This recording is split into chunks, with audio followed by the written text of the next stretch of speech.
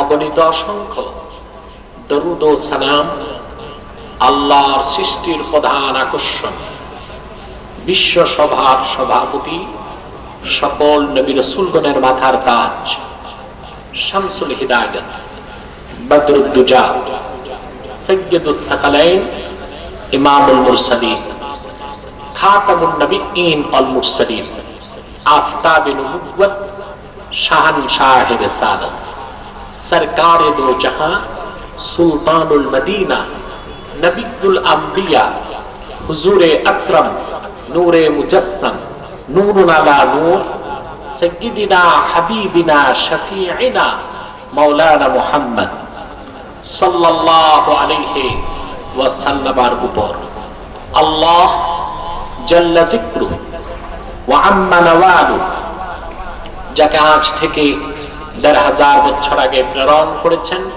সর্বশ্রেষ্ঠ ও সর্বশেষ নবী ও রাসূল হিসেবে, যার পরে আজ পর্যন্ত পৃথিবীতে অবশ্যই কোন প্রকার নবী কিংবা রাসূল অবশ্যই আসে নাই, অবশ্যই এখনো নাই, অবশ্যই কিয়ামত পর্যন্ত আসবে না। সম্মানিত সুধী, আপনারা সন্ধ্যা থেকে বক্তব্য শুনে এসেছেন, আলহামদুলিল্লাহ। বলুন আলহামদুলিল্লাহ। নিশ্চয়ই সম্মানিত আলোচক বৃন্দ তাদের সারগর্ভ বক্তব্য উপস্থাপন করে আপনাদেরকে বিমোহিত করেছে, আলহামদুলিল্লাহ। কোরআন সুন্নাহ মোতাবেক যা কিছু শুনেছি আল্লাহ পাক যেন তা হৃদয়ে গেঁথে দেন। ইচ্ছা বা অনিচ্ছায় কোনো ভুল বক্তব্য হয়ে থাকলে আল্লাহ পাক যেন মেহেরবানি করে স্মৃতির পাতা থেকে তা মুছে দেন। বলুন আল্লাহুম্মা আমিন। বাংলাদেশে করোনা পরিস্থিতি মহামারী অতিক্রম করছে। সারা দুনিয়া যখন করোনা পরিস্থিতিতে বিপর্যস্ত, বাংলাদেশ অন্যদের চেয়ে অনেক ভালো অবস্থায় অতিক্রম করছে, ঠিক কিনা বলুন? তার মূলভূত কারণ আমরা খুঁজে দেখেছি কিনা সেটাও একটি বিষয়। আপনারা জানেন, ওয়ার্ল্ড হেলথ অর্গানাইজেশন বলেছিল বাংলাদেশে করোনাতে লক্ষ লক্ষ মানুষ মরে যাবার সম্ভাবনা আছে। শুনেছেন আপনারা? গতকাল পর্যন্ত মাত্র ৭,৮০০ মানুষ মরেছে, ১০,০০০ সংখ্যাটিও অতিক্রম করেনি। কি কারণ তার? করোনাতে যেখানে পশ্চিমা দুনিয়া বিপর্যস্ত, আল্লাহ তাআলা নিক্ষেপিত এই অদৃশ্য বোমার আঘাতে করোনায় পৃথিবীর পরাশক্তি আমেরিকা ধরাশক্তিতে পরিণত হয়ে গেছে। আমরা এত ভালো কেন? আমরা যাই বলি মধ্য আয়ের দেশ, এখন আমরা poorest country in the world, পৃথিবীর সবচেয়ে গরিব দেশগুলোর একটি। করোনা মোকাবেলা করার কোনো সাধ্য, মোবাইলগুলো বন্ধ করে নিচ্ছে, করোনা মোকাবেলার কোনো সাধ্য, কোনো শক্তি, কোনো সাহস, কোনো দক্ষতা আমাদের ছিল না, ঠিক কিনা? কারণ চিকিৎসা খাতে আমরা পৃথিবীতে এখনো ৩য় স্তরে আছি, অনেক পেছনে, ঠিক কিনা? আমাদের কোনো বিজ্ঞান নেই, প্রযুক্তি নেই। কি দিয়ে আমরা মোকাবেলা করলাম? প্রশ্ন আসে না? তার একটি জবাব বেরিয়ে আসে, আরব বিশ্বকে বাদ। মাইকটা আওয়াজটা উঠানামা করছে, আওয়াজটা উঠানামা করছে, এটা সেট করে দিতে হবে। আরব বিশ্বকে বাদ দিলে পৃথিবীর কোথাও এত মাহফিল হয় না বাংলাদেশে যত মাহফিল হয়। এত মসজিদ পৃথিবীর কোথাও নাই বাংলাদেশের যত মসজিদ আছে। এত মাদ্রাসা কোথাও নাই বাংলাদেশের যত মাদ্রাসা আছে, ঠিক কিনা? এদেশে লক্ষ লক্ষ মসজিদে আজানের আওয়াজ হয়, মাদ্রাসাগুলোতে কোরআনের তেলাওয়াত হয়, মাহফিলগুলোতে তাফসীর হয়, জিকির হয়, ফিকির হয়, দরুদ ও সালাম হয়। এই কারণে রহমতের চাদরে আল্লাহ প্রতিরক্ষার ব্যবস্থা করে দিয়েছেন বাংলাদেশকে, ঠিক কিনা? তা সবাই বুঝে, শুধু বুঝে না সংশয়বাদীরা, অবিশ্বাসীরা, যাদেরকে নাস্তিক বলা হয়, যদিও শুনতে খারাপ শোনা যায়, ঠিক না? শুনতে খারাপ শোনা যায়। ওই যে কে জন্য নাস্তিক স্লোগান দিল, অনেকে দেখলাম বাধা দিল। কেন? নাস্তিকের কোনো ধর্ম নাই, কোনো দল নাই। সে আল্লাহর শত্রু, ইসলামের শত্রু, মানবতার শত্রু, বাংলাদেশের স্বাধীনতা সার্বভৌমত্বের শত্রু। এটা বুঝতে হবে। কোন দলের সাথে তাদের সম্পর্ক নেই। তার ইসলামের শত্রু, দেশের শত্রু। স্বাধীনতার স্থপতি বঙ্গবন্ধু বলেছিলেন যে বাংলাদেশের মানুষ হালের বলদ বিক্রি করে হজ করতে যায়, ইসলামকে বাদ দিয়ে সেই বাংলাদেশে কিছু করা সম্ভব নয়। তিনি শুধু আস্তিক ছিলেন না, প্রচন্ড পরিমাণ ধার্মিক ছিলেন। তার কন্যা দেশ নেত্রী বলেছেন, প্রধানমন্ত্রী, মদিনা মুনাওয়ারার সনদে বাংলাদেশ চলবে। এটা নাস্তিকের কথা নয়, আস্তিকের কথা। শুধু আস্তিকের কথা নয়, ইসলামের মূল ভিত্তিকে বিশ্বাস করে যারা, তাদের কথা। অতএব নাস্তিক কোন দলের নয়, দেশের নয়। তারা হলো ইসলামের শত্রু, দেশের শত্রু, স্বাধীনতার শত্রু, সার্বভৌমত্বের শত্রু। তারা চাচ্ছে বাংলাদেশকে ডি ইসলামাইজেশন, ইসলাম মুক্ত একটি বাংলাদেশ গঠন করতে। তা হতে দিবে না। আওয়ামী লীগ, বিএনপি, জাতীয় পার্টি, সকল দলের মুসলমান ঐক্যবদ্ধ হয়ে যাবে নাস্তিক মুক্ত বাংলাদেশ গঠন করার জন্য। ঠিক কিনা বলো?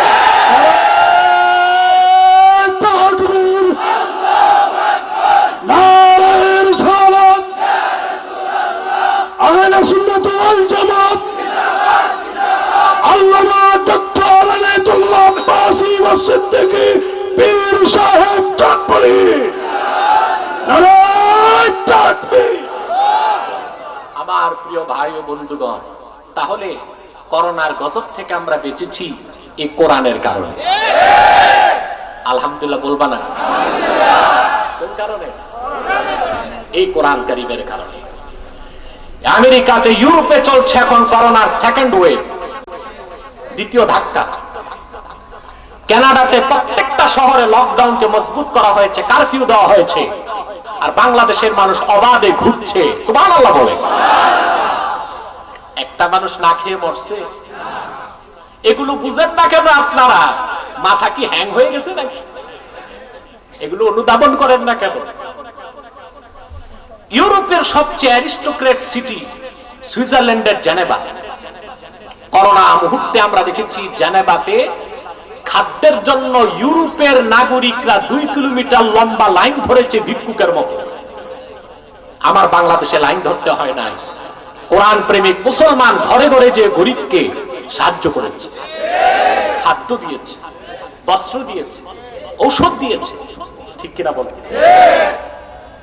আমরা সেকেন্ড ওয়েভকে পার হচ্ছি, আশা করি থার্ড ওয়েভ হবে না। অতএব করোনা থেকে বাঁচলাম, আল্লাহর রহমত আসলে একটাই কারণ, দেশে মসজিদ আছে, মাদ্রাসা আছে, খানকা আছে, হক্কানি পীর সাহেবের দায়রা আছে, মাহফিল আছে, জিকির আছে, ফিকির আছে, দরুদ সালাম আছে, মিলাদ কিয়াম আছে। ঠিক কিনা বলেন? এখন এটা বন্ধ করলে লাভ না আরো বেশি হলে লাভ? তাহলে আমি বলবো, করোনা মুক্তির জন্য বাংলাদেশে প্রত্যেক মাহফিল অনুমতি দেওয়া হোক, সিনেমা হলগুলো বন্ধ করে দেওয়া হোক, প্রত্যেকটি মাদ্রাসা খুলে দেওয়া হোক, আর শহরের ক্লাবগুলো বন্ধ করে দেওয়া হোক। থার্ড ওয়েভ বাংলাদেশে আসবে না ইনশাআল্লাহ। এটা আপনারা খুশি না বেজার?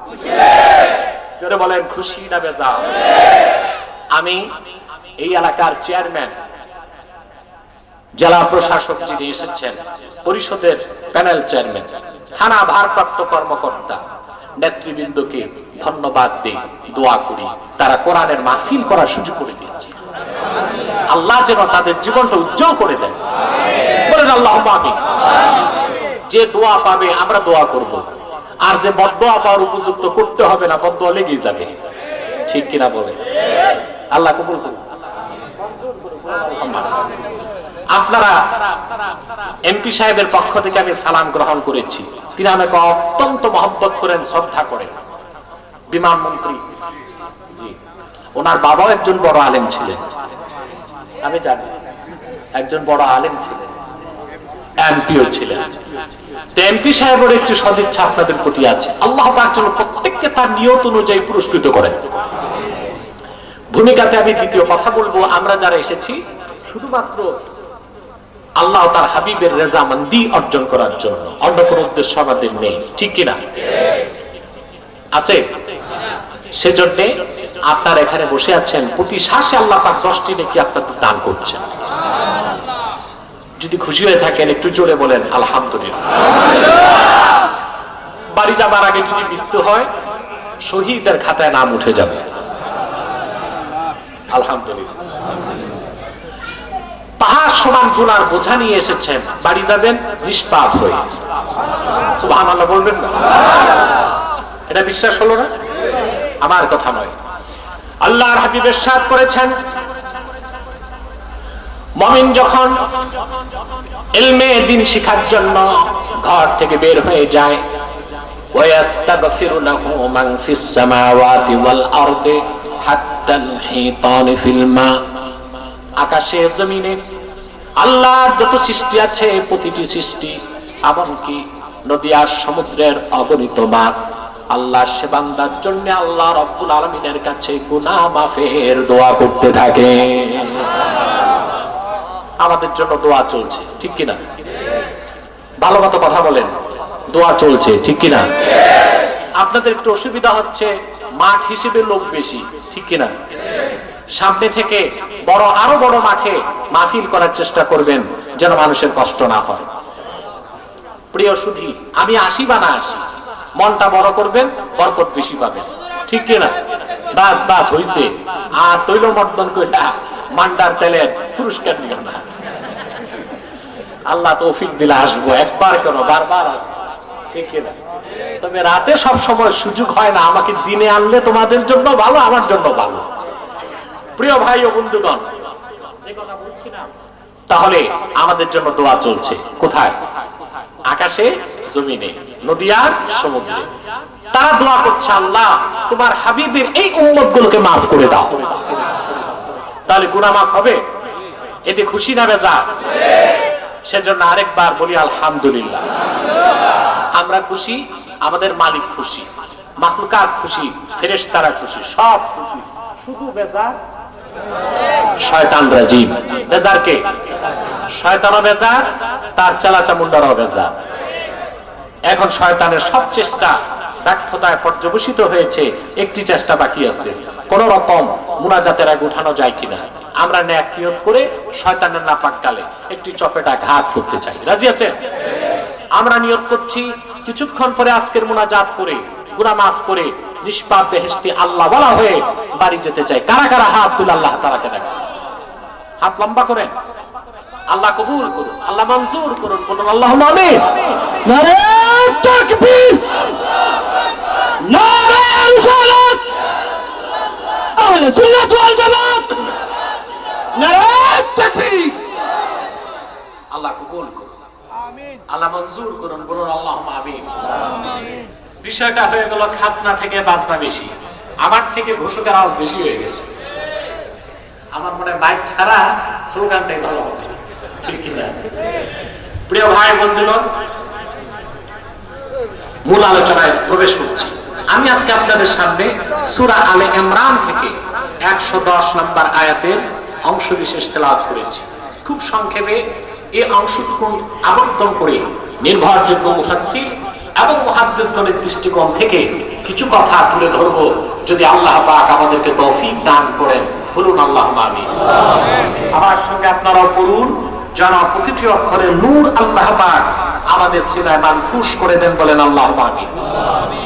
পড়ুন, আউযু বিল্লাহি মিনাশ শাইতানির রাজীম, বিসমিল্লাহির রাহমানির রাহিম।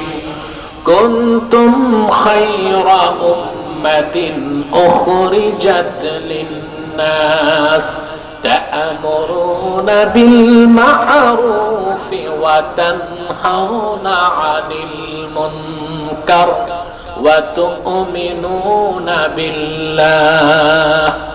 সাদাকাল্লাহুল আযীম। জবান খুলে পড়ুন সাদাকাল্লাহুল আযীম। ওয়া সাদাকা রাসূলুহুন নবিয়্যুল কারীম ওয়া নাহনু আলা যালিকা মিনাশ শাহিদিন ওয়াশ শাকিরিন ওয়াল হামদু লিল্লাহি রাব্বিল আলামিন। সূরা আলে ইমরানে আল্লাহ পাক আপন হাবিব মুহাম্মদ সাল্লাল্লাহু আলাইহি সাল্লামের মাধ্যমে উম্মতে মুহাম্মাদীর মর্যাদা, শ্রেষ্ঠত্ব, মূল্যায়ন তুলে ধরেছেন। সুবহানাল্লাহ। আল্লাহ পাক বলেন কুনতুম খায়রা উম্মাহ, উম্মতে মুহাম্মাদী তোমরাই শ্রেষ্ঠ উম্মত, শ্রেষ্ঠ জাতি। খুশি হলেন না? জোরে বলি সুবহানাল্লাহ। আল্লাহ পাক আমাদেরকে সার্টিফাইড করেছেন। সুবহানাল্লাহ। আমরাই শ্রেষ্ঠ জাতি, আমরাই শ্রেষ্ঠ জাতি, উত্তম জাতি, সর্বোত্তম জাতি। সুবহানাল্লাহ। উখরিজাত লিন-নাস, তোমাদেরকে বের করা হয়েছে গোটা মানব জাতির কল্যাণে।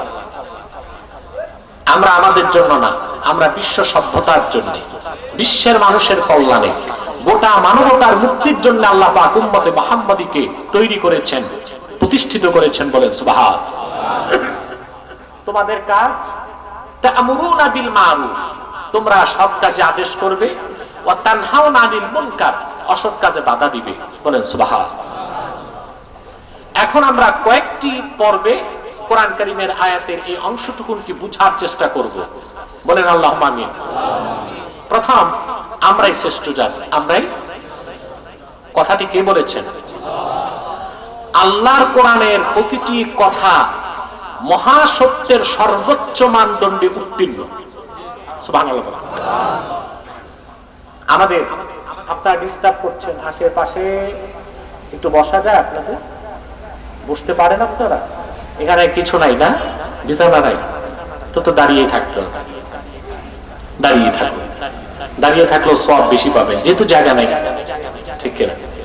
তার মানে আপনারাও দাঁড়িয়ে যাবেন না, আপনারা বসে সওয়াব, তারা দাঁড়িয়ে সওয়াব।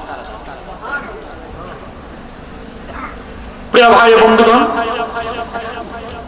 আল্লাহ বলেছেন তোমরাই উত্তম জাতি, তোমরাই। কথাটি কে বলেছেন?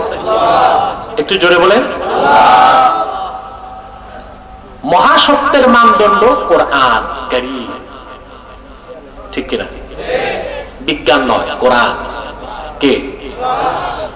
যদি বলেন বিজ্ঞান, না, বিজ্ঞানের 70% হচ্ছে কল্পনা। এটা কি? কল্পনা। এটাকে বলতে পারেন রূপকথা। ওই যে শুনতেন না, ছোটকালে নানি দাদিরা বাচ্চাদের গল্প শুনিয়ে ঘুম পাড়াতো। এক দেশে ছিল এক রানী, রানীর ছিল একটা ঘোড়া, ঘোড়ার ছিল 8টা পা, 2টা মুখ, 3টা পাখা। তারপরে সারা রাত চলতো, আষাঢ় মাঠে বৃষ্টি ঝরতো, নাতি ঘুমায় যেত। ঠিক, এটাকে বলে আষাঢ়ে গল্প। কি বলে? কাল্পনিক। বিজ্ঞানের 70% কাল্পনিক। যেমন কসমোলজি, সৃষ্টি তত্ত্বের ব্যাপারে যদি বিজ্ঞানকে বলা হয় কিভাবে সৃষ্টি হয়েছে, সৃষ্টি জগৎ, সে বলবে আজ থেকে 450 কোটি বছর আগে। কত কোটি বছর আগে সূর্যের পাশ থেকে একটি নক্ষত্র ছুটে যাচ্ছে। সে নক্ষত্রের প্রবল আকর্ষণে সূর্যের একটা টুকরা ভেঙে গেছে। তারপর তা ঘুরতে ঘুরতে ঘুরতে ঘুরতে ঠান্ডা হয়ে পৃথিবী হয়েছে। তো 450 কোটি বছর আগে তা দেখছে কে?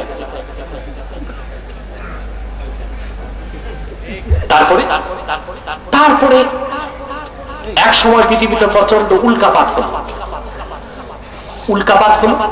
গ্রহণ টুকরা আসতে থাকলো, আস্তে আস্তে মহাশূন্য থেকে চলে আসলো পৃথিবীতে ক্রিস্টাল, বরফের খন্ড।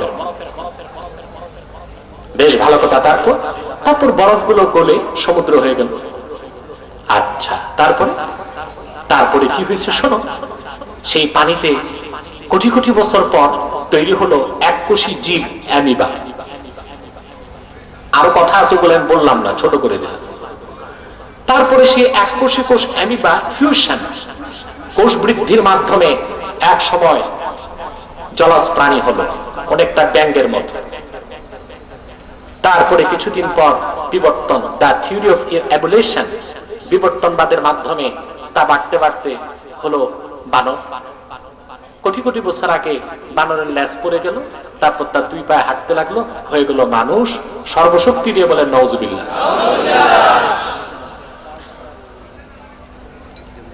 এই পুরাটা যে কাল্পনিক, এবং যারাই এই তথ্য কল্পনা করে লিখছে তারা মেয়াদ উত্তীর্ণ গাঁজা কয় পোটলা খাইছে আগে, এটা আমাদের জানা নেই। ঠিক, বিজ্ঞানের 70% হচ্ছে কাল্পনিক। 70% কি আশারে গল্প, 20% হচ্ছে থিসিস কিংবা হাইপোথিসিস, 10% হচ্ছে প্রমাণিত। বিজ্ঞান সত্যের মানদণ্ড নয়, মহাসত্যের সর্বোচ্চ মানদণ্ডে উত্তীর্ণ কোরআন কারীম।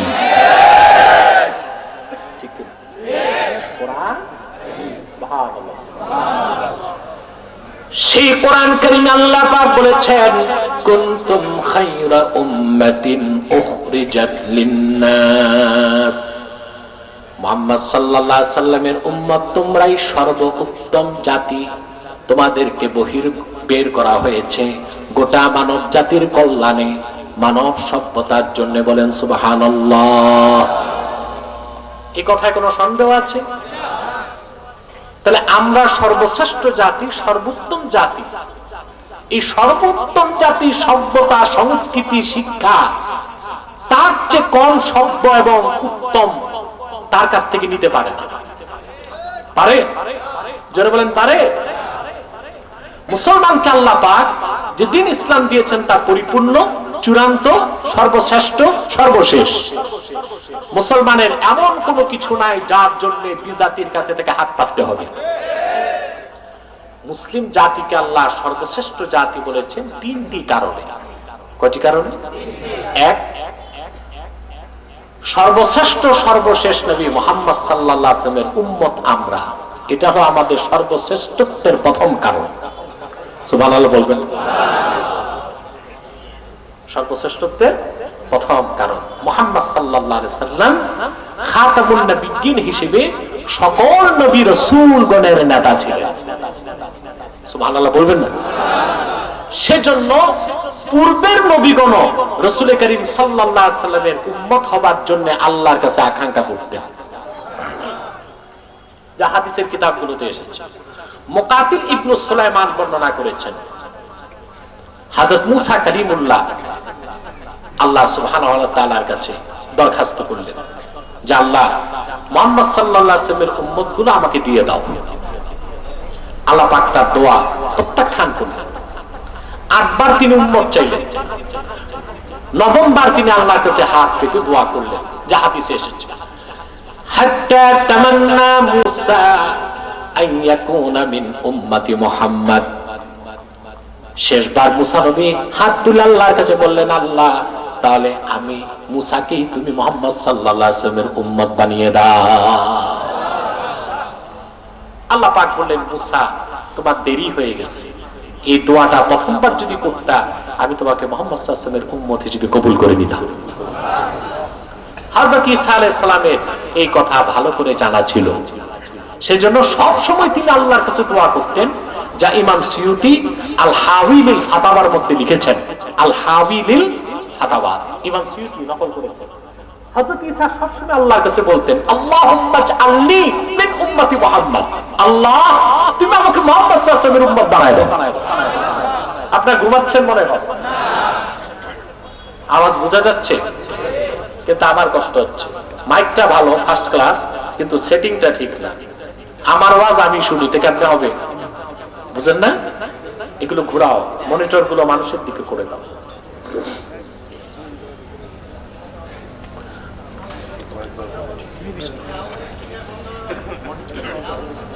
আমি বসার পর আওয়াজটা ভালো ছিল, এরকম করে। বাস বাস, থাক থাক থাক থাক, এইভাবে থাক। কথা শুনতে পাচ্ছেন? বুঝতেছেন? মুসা নবী দরখাস্ত করেও উম্মত হতে পারেন নাই। ঈসা নবী দরখাস্ত করতেন আল্লাহর কাছে, আল্লাহ তুমি আমাকে মুহাম্মদ সাল্লাল্লাহু আলাইহি ওয়াসাল্লামের উম্মত বানিয়ে দাও। আল্লাহ তার দোয়া কবুল করেছেন। আরো জোরে বলেন সুবহানাল্লাহ। হযরত ঈসা আলাইহিস সালামকে ইহুদিরা হত্যার চেষ্টা করেছিল, হত্যা করতে পেরেছে? জোরে বলেন পেরেছে? কেন পারে নাই? বনি ইসরায়েল তো অনেক নবীকেই হত্যা করেছিল আগে, ঈসা আলাইহিস সালামকে হত্যা করতে পারে নাই কেন? কারণ আল্লাহ কবুল করেছিলেন আল্লাহ তাকে মুহাম্মদ সাল্লাল্লাহু আলাইহি ওয়াসাল্লামের উম্মত বানাবেন। ইহুদিরা যখন ঢুকলো, ঈসা নবীকে আল্লাহ আকাশে তুলে নিলেন, আর হত্যাকারীদের একজনের মধ্যে ঈসা নবীর ঝুনুক দিলেন, তাকেই ইহুদিরা হত্যা করলো। বলল ঈসা শেষ। আল্লাহ বললেন না, যেটা মারছো ঈসা না, এটা মিসা। ঈসা কই? ঈসা কই? কিয়ামতের আগে মুহাম্মদ সাল্লাল্লাহু আলাইহি ওয়াসাল্লামের উম্মত হিসেবে তিনি নেমে আসবেন দাজ্জালকে হত্যা করতে। এটা আমাদের আকীদা, এটা আমাদের বিশ্বাস। খ্রিস্টানরা বিলিভস অন ক্রুসিফিকেশন। খ্রিস্টানরা বিশ্বাস করে ক্রুসিফিকেশন, সেটা হলো যে ঈসাকে ক্রুশবিদ্ধ করে হত্যা করা হয়েছে। আমরা এটা বিশ্বাস করি না, ঈমান থাকবে না, কুফর হবে। কি হবে? ঈসা নবী আছে কই? কিয়ামতের আগে তিনি আসবেন, নবী হিসেবে নয়, উম্মত হিসেবে। আমাদের দেশে অনেক অসচেতন বক্তা বলে ফেলে নবী হিসেবে আসবে না। আকীদার কিতাবে এসেছে সমগ্র পৃথিবী যখন, জাজিরাতুল আরব ছাড়া সমগ্র পৃথিবী যখন দাজ্জালের করতলগত হয়ে যাবে, ইমাম মাহদী হিমশিম খাবেন, তিনি যুদ্ধে জয়লাভ করতে পারবেন না। দামেস্কের জামে মসজিদে ইমাম মাহদী আশ্রয় নেবেন মুসলমানগণকে নিয়ে, দাজ্জাল বেরিয়ে যাবে, মুসলমানগণ অপেক্ষায় থাকবে ঈসা রুহুল্লাহ কখন নামবেন দাজ্জালকে হত্যা করতে। এমন সময় আসর নামাজের আজান হয়ে যাবে, একামত হয়ে যাবে, দামেস্কের জামে মসজিদে ইমাম মাহদী দাঁড়িয়ে থাকবেন, লোকেরা বলবে নামাজ পড়ান, তিনি বলবেন আমার ভাই ঈসা রুহুল্লাহ চলে এসেছেন, তিনি আসলেই আসর নামাজের জামাত একসঙ্গে আদায় করা হবে। শারহু ফিকহিল আকবরে এসেছে, দারুন নাফায়েস, লেবানন, বৈরুতের ছাপ, পৃষ্ঠাটা মনে নাই, বহু আগে পড়ছি। শারহু ফিকহিল আকবর, দারুন নাফায়েস, লেবানন, বৈরুতের ছাপ, 234 কি 35 পৃষ্ঠায় এবারটা আছে। মুসল্লিরা বের হবে দামেস্কের জামে মসজিদের বাইরে, দামেস্কের জামে মসজিদের পশ্চিম পাশের মিনার দিয়ে ঈসা রুহুল্লাহ নামতে থাকবেন।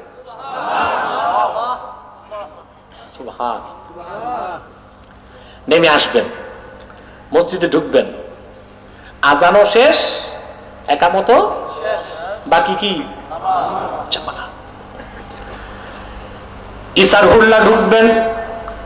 শারহু ফিকহিল আকবরে এসেছে ফায়ুশিরুল মাহদী ইলা ঈসা ইবনে মারইয়ামা বিত্তাকাদ্দুম, ইমাম মাহদী হযরত ঈসাকে ইশারা করবেন, হুজুর আজান হয়েছে, ইকামত হয়েছে, আপনি নামাজ পড়ান। সুবহানাল্লাহ বলবেন। হযরত ঈসা বলবেন না, ইমামতি আপনি করবেন। মাহদীকে বললেন আপনি করবেন। কেন? শারহু ফিকহিল আকবরে জবাব এসেছে, মোল্লা আলী কারি জবাব লিখেছেন রাহিমাহুল্লাহ। মোল্লা কারি মানে আমাদের মতো মোল্লা না, আমাদের দেশে যারা একটু গজল টজল পড়ে তাদেরকে বলে মোল্লা, একটু ওয়াজ করতে পারলে মৌলবী, সার্টিফিকেট থাকলে মাওলানা, পরিচিতি থাকলে আল্লামা। জিজ্ঞেস করা হয় আল্লামা কোন সিগা, তো মৌলভী সাহেবের লুঙ্গি গরম, ঠিক কিনা? বাংলাদেশে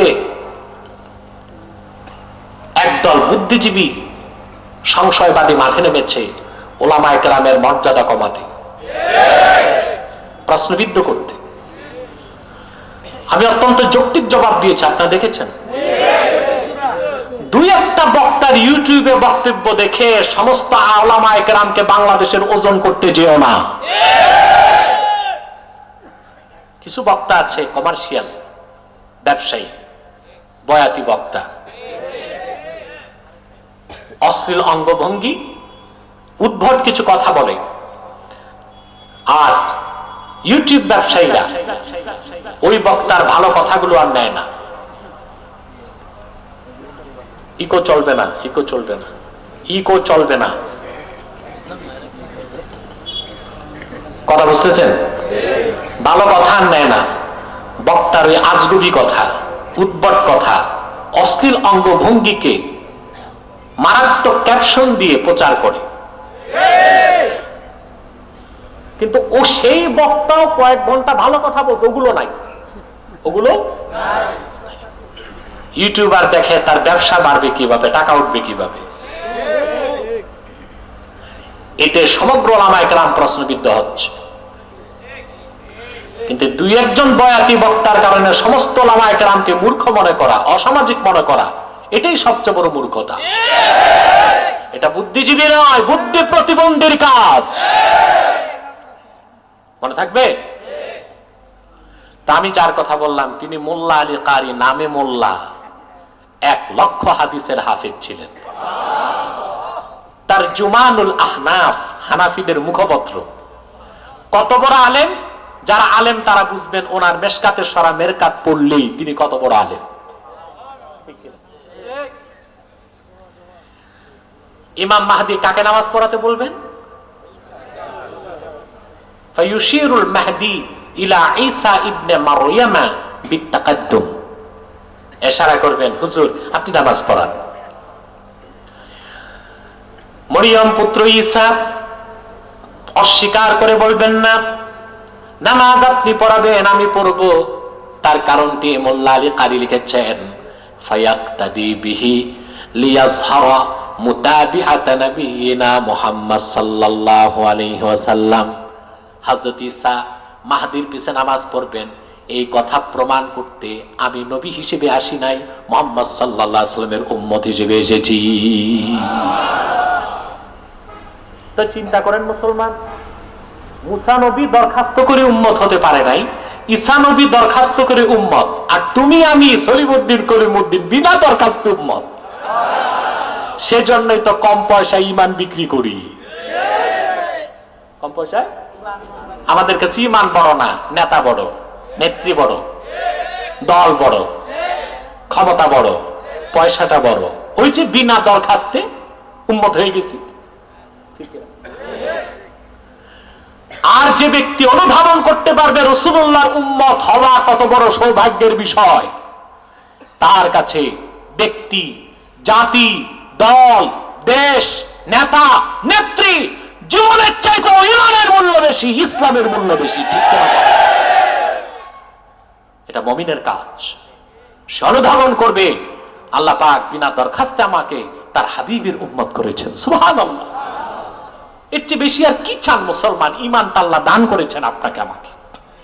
ঈমানের চেয়ে বড় মূল্য আছে? বলেন। সবচেয়ে বড় সফল পৃথিবীতে সেই জীমানদার, যে কি আমরা তো সফলতা বুঝি না। আমরা মনে করি যে যার সম্পদ বেশি সে সফল, যার রাজনৈতিক ক্যারিয়ার ভালো সে সফল। ঠিক কিনা? না, সব বিফল, ব্যর্থ। সফলকে আল্লাহ কোরআনে বলেছেন, قد أفلح المؤمنون, নিশ্চিত সফলতা লাভ করেছে মুমিনগণ। অপরদিকে যাদের ঈমান নাই, বিদ্যা আছে, বুদ্ধি আছে, বিত্ত আছে, বৈভব আছে, ক্ষমতা আছে, অধিকার আছে, সবকিছু আছে, তার চেয়ে ক্ষতিগ্রস্ত কেউ নাই। আল্লাহ কোরআন কারিমে বলেছেন, কুল হাল নুনাব্বিউকুম বিল আখসারিনা আমালা।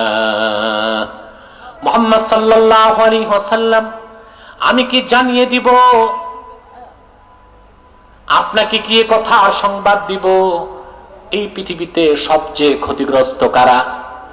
আল্লাযীনা দাল্লা সা'য়ুহুম ফিল হায়াতিদ দুনিয়া ওয়া হুম ইয়াহসাবুনা আন্নাহুম ইউহসিনুনা সুনআ। যাদের ঈমান নাই, বিদ্যা আছে, বুদ্ধি আছে, চাকরি আছে, রাজনীতি আছে, অর্থনীতি আছে, বিত্ত আছে, বৈভব আছে, বল আছে, কর্মী আছে, ঈমান নাই, তার সারা জীবনটা বরবাদ। যদিও সে মনে করে তার কাজটা খুব সুন্দর, এটা কোনো সুন্দর নয়। যার ঈমান আছে সে সফল। সুবহানাল্লাহ। আল্লাহ তাকে ক্ষতি থেকে রক্ষা করবেন। সুবহানাল্লাহ। একটি অবিশ্বাসী কাফের আর একজন মুমিন বিশ্বাসী, দুইজনে অনেক পার্থক্য। কি পার্থক্য? কথাটা আমি এভাবে বুঝাই দিচ্ছি। মুমিন ব্যক্তি যদি ঈমানটা বুকে ধারণ করে কবরে যেতে পারে, আমল যদি নাও থাকে, সে মহা ক্ষতি থেকে বেঁচে যাবে। মহা ক্ষতি থেকে। আর যার ঈমান নাই, সব আছে, তার আগাগোড়াই ক্ষতি। আগাগোড়াই কি? আমি কথাটা এইভাবে ব্যাখ্যা করি, উদাহরণ দিয়ে থাকি। মনে করুন আপনার 10 লাখ টাকা আছে, অনেকের হাতে চুলকানি হচ্ছে 10 লাখ টাকা, 10,000ই তো নাই। মনে করুন এটা কি কত আছে? ব্যবসা করেন আপনি, প্রতি মাসে আপনার নেট প্রফিট আসে 30,000 টাকা। কত আসে? তো প্রতিদিন কত আসে আপনার? 1,000। প্রতিদিন লাভ কত? নাউজুবিল্লাহ। ঘটনা চক্রে 3 দিন হরতাল হয়ে গেল। আপনার আবার মনে করেন আমি হরতাল মনে করাই দিচ্ছি। মনে করুন এটা না হয় ভালো। একটি দেশের ধ্বংসের জন্য ক্যান্সারের মতো খারাপ জিনিস হরতাল। একটি দেশ বেঁচে থাকার জন্য 3টি জিনিস লাগে, 4টি জিনিস: এক্সপোর্ট, ইম্পোর্ট, ট্রান্সপোর্ট, উৎপাদন। হরতাল মানে যা সব জিনিসের তাল নষ্ট করে, তার নাম হরতাল। এখন হরতাল হলে আমদানি, রপ্তানি, উৎপাদন, পরিবহন সব কি হয়? বন্ধ হয়ে যায়। ঠিক কিনা? মনে করুন হইল, তো 3 দিন তো ব্যবসা বন্ধ। মাসের শেষে দেখলেন আপনার লাভ এসেছে 27,000 টাকা। ক্ষতি হয়েছে? হয়েছে তো 3,000। এটা কেমন ক্ষতি? লাভের ক্ষতি। এটা কি? এটা কি? পক্ষান্তরে 10 লাখ টাকার মাল আপনি বোঝাই করছেন মাধবপুরে, বুঝলেন? ট্রাক বোঝাই মাল যাচ্ছে গুলিস্তান, যাত্রাবাড়ি যাচ্ছে। আপনার ড্রাইভার কি যেন খায়, ওরা ইয়াবা না বাবা কি খায়? ইয়াবা খাইছে কয়েকটা। ব্রাহ্মণবাড়িয়া বিশ্ব রোড পার হওয়ার পর ও তো নেশায় আছে, ট্রাক শুদ্ধ ড্রাইভার গেছে খালে। এখন 10 লাখ টাকা কই? জোরে বলতে হবে। খালে। এটা ক্ষতি হয়েছে? কিরকম ক্ষতি? আগাগোড়াই ক্ষতি, সব গেছে। যে ব্যক্তি দুনিয়ায় কালেমা বিশ্বাস করে মুমিন হয়ে গেল, তার যদি আমল নাও থাকে, তার হলো লাভের ক্ষতি। কোনদিন আল্লাহ তার নাজাত দিয়ে বেহেশত দিবেন। আর যার দুনিয়ায় সব আছে, ঈমান নাই, তার আগাগোড়াই ক্ষতি, পরকালে জাহান্নাম ছাড়া কিছুই নাই। সফল কে? মুমিন। সুবহানাল্লাহ বলবেন না? সফল কে? মুমিন। মুমিনের সমস্ত সফলতা ঈমানের পথে, সমস্ত সফলতা। সেজন্য বলি, বিনা দরখাস্তে আমরা রাসূলুল্লাহর উম্মত হয়েছি। সেজন্য ঈমানের মূল্য বুঝি না, নেতার খাতিরে, নেত্রীর খাতিরে পদ রক্ষা করতে যাইয়া ঈমান বিক্রি করে ফেলি। কথা বুঝতেছেন? আমরা শ্রেষ্ঠ জাতি, উত্তম জাতি, তার প্রথম কারণ এটা, আমরা সর্বশ্রেষ্ঠ সর্বশেষ নবী ও রাসূল মুহাম্মদ সাল্লাল্লাহু আলাইহি ওয়াসাল্লামের উম্মত। এটা প্রধান কারণ, প্রথম কারণ। সুবহানাল্লাহ বলবেন না? দ্বিতীয় কারণ, আমাদের ক্ষেত্রে আল্লাহ বলেছেন উখরিজাত লিন-নাস, তাদেরকে বের করা হয়েছে মানব জাতির জন্য। সুবহানাল্লাহ বলবেন না? আমরা হচ্ছি, আমাদের মিশন, আমাদের ভিশন সার্বজনীন, সবার জন্য। সুবহানাল্লাহ বলেন। কার জন্য? সবার জন্য। আমাদের কাজ সকল ধর্মের জন্য, আমাদের কাজ সকল মানুষের জন্য। সেজন্য মুসলমানকে সাম্প্রদায়িক বলা যাবে না। ওই যে বুদ্ধিজীবী আছে, ওরা আমাদেরকে গালি দেয় আমরা সাম্প্রদায়িক না। একমাত্র কোরআনপন্থী অসাম্প্রদায়িক। কারণ কোরআন একটি সম্প্রদায়ের জন্য আসে নাই, সব সম্প্রদায়ের জন্য এসেছে। সাম্প্রদায়িক কোনটা? যে কাজ একটি সম্প্রদায়ের জন্য, যে জিনিস একটি সম্প্রদায়ের জন্য। কোরআন শুধু মুসলমানের জন্য না, সবার জন্য। আল্লাহ পাক কোরআন কারীমে বলেছেন, শাহরু রমাদানাল্লাযী উনজিলা ফীহিল কুরআনু হুদাল লিন্নাস ওয়া বায়্যিনাতিন মিনাল হুদা ওয়াল ফুরকান। এই কোরআন হুদাল লিন্নাস, পৃথিবীর সকল যুগের, দেশের, বর্ণের, বংশের মানুষের জন্য হেদায়েতকারী। তো কোরআন কি সাম্প্রদায়িক না অসাম্প্রদায়িক? কথা বলেন। দুই, আমরা মুসলমান আমাদের জন্য না গোটা মানব জাতির জন্য? সুবহানাল্লাহ বলবেন না? তাহলে আমরা কি সাম্প্রদায়িক না অসাম্প্রদায়িক? জোরে বলতে হবে, সাম্প্রদায়িক না অসাম্প্রদায়িক? আল্লাহ বলেছেন উখরিজাত লিন-নাস, মুসলমানকে বের করা হয়েছে পৃথিবীর সকল জাতির কল্যাণে। বলেন সুবহানাল্লাহ। সেজন্য মুসলমান ইসলামের দাওয়াত সকল জাতির কাছে দিবে, কিন্তু অন্য ধর্মের লোক তার ধর্মের দাওয়াত তার ধর্মের বাইরে কাউকে দিতে পারবে না। এটা তার ধর্মের পক্ষ থেকে রেস্ট্রিকশন দেওয়া আছে। যেমন খ্রিস্টান ধর্ম, জেসাস, যিশু খ্রিস্ট যাকে বলা হয়, ওনার বক্তব্য নিউ টেস্টামেন্ট বাইবেলে এসেছে। তিনি বলেছেন, আমি জেসাসকে প্রেরণ করা হয়েছে শুধু বনি ইসরায়েলের হারানো মেষগুলোকে উদ্ধার করার জন্য। অর্থাৎ তিনি বলেছেন তিনি শুধু ইহুদির জন্য। তাহলে বনি ইসরায়েল ছাড়া অন্য কাউকে তার ধর্মের দাওয়াত দেওয়া ধর্মের কাজ না ধর্মের নামে অধর্মীয় কাজ? কথা বলে না, কাজ না? দুই নাম্বার দেখেন, সনাতন ধর্মের যারা, তারা তাদের ধর্মের দাওয়াত অন্য কাউকে দিতে পারবে না। যদি দেয়, ধর্মের অস্তিত্ব থাকবে না। আমাকে এক বুদ্ধিজীবী প্রশ্ন করেছিল, ভাবছে আমি আটকা পড়ে যাব। প্রশ্ন করেছে, আপনারা যে বলেন কোরআন দিয়ে দেশ চালাবেন, ইসলামী রাষ্ট্র ব্যবস্থা কায়েম করবেন, হিন্দুরা যদি বলে হিন্দু ধর্ম দিয়ে দেশ চালাবো, তখন কি করবেন? যদি বলে, বলতে তো পারে। ভারতের হিন্দুরা তো বলতে পারে, ঠিক আছে বাংলাদেশ চলবে কোরআন দিয়ে, ভারত চলবে বেদ দিয়ে। মুসলমান চিন্তা করতে পারবেন না। এটার জবাব মিডিয়াতে আছে, ইউটিউবে আছে, পাবেন আপনারা। এটার জবাব হলো, যদি হিন্দুদেরকে ভারতে সুযোগ দেওয়া হয়, মুসলমানগণ যদি বলে ঠিক আছে হিন্দু ধর্মীয় রাজনীতি দিয়ে দেশ চালাও, তাহলে কি হবে জানেন? সমস্ত হিন্দুকে মুসলমান হতে হবে, কিংবা হিন্দু ধর্মকে বিলুপ্ত করতে হবে। তার কারণ, ধর্ম দিয়ে দেশ চালাতে গেলে মূল কাজ হচ্ছে ধর্মগ্রন্থের আইনকে কায়েম করা। হিন্দু ধর্মের মূল হচ্ছে ঋগ্বেদ। ঋগ্বেদ যেটা উর্দু, সেটার মধ্যে আমি দেখেছি অনেক বড় কথা, আমি সংক্ষেপে বলছি, যেটা অযোধ্যা বানারসের ছাপা, সেখানে আছে ভগবান কি কোই অক্স नहीं है, যিনি ঈশ্বর ওনার কোনো প্রতিচ্ছবি নাই, প্রতিমা নাই, প্রতিচ্ছবি নাই, মূর্তি নাই, ভাস্কর্য নাই, ভগবানের এগুলো হইতে পারে না। ঋগ্বেদ কোথায় আসছে? ঋগ্বেদ। তাহলে যদি হিন্দুরা তাদের ধর্ম দিয়ে দেশ চালাতে চায়, প্রথমেই সব পূজা মণ্ডপ ভাঙ্গা মূর্তিগুলোকে মাটিতে মিশাই দিতে হবে। এখন ধর্ম দিয়া দেশ চালাবে না ধর্মের জাত রক্ষা করবে? কথা বলেন। তারপরে হিন্দুরা গো হত্যাকে মহাপাপ মনে করে, করে কিনা? মহাপাপ। ভারতে অনেক মুসলমান কোরবানি করতে পারে না,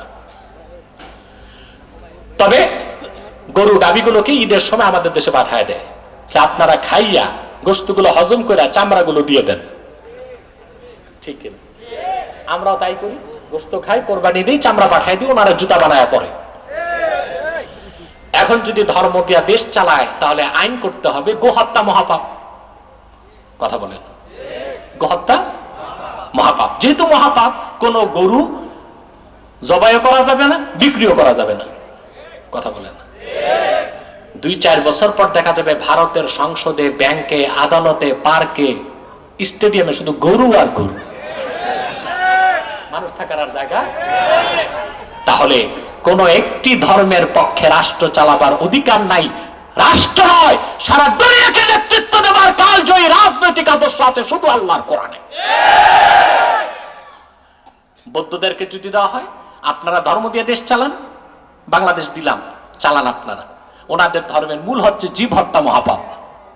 যত চোর, ডাকাত, খুনি, সন্ত্রাসী আর ধর্ষক, মহাখুশি, যত পারো গুনাহ করো, মৃত্যুদণ্ডটাই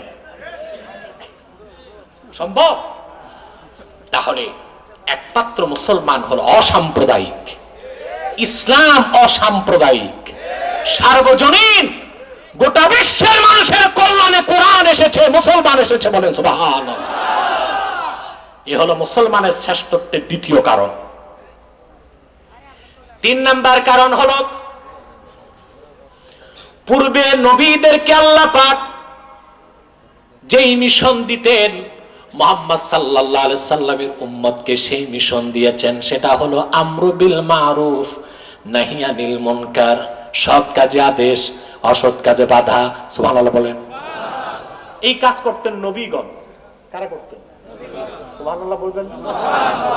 বুঝছি রাত বেশি তো আপনারা ঘুমোচ্ছেন, মিথ্যার আশ্রয় নিবেন না।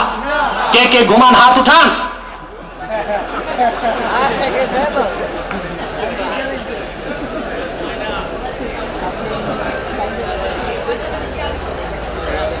মানে এই লোকগুলো আমি বসতে বসতে 1 ঘন্টা চলে গেছে, আর আধা ঘন্টা টাইম দিবেন। আরে জি হয় করো না, বুঝে শুনে বলো। আধা ঘন্টা কে কে হাত উঠাও, লম্বা করো হাত নামান। আল্লাহ কবুল করুক, আল্লাহ মঞ্জুর করুক।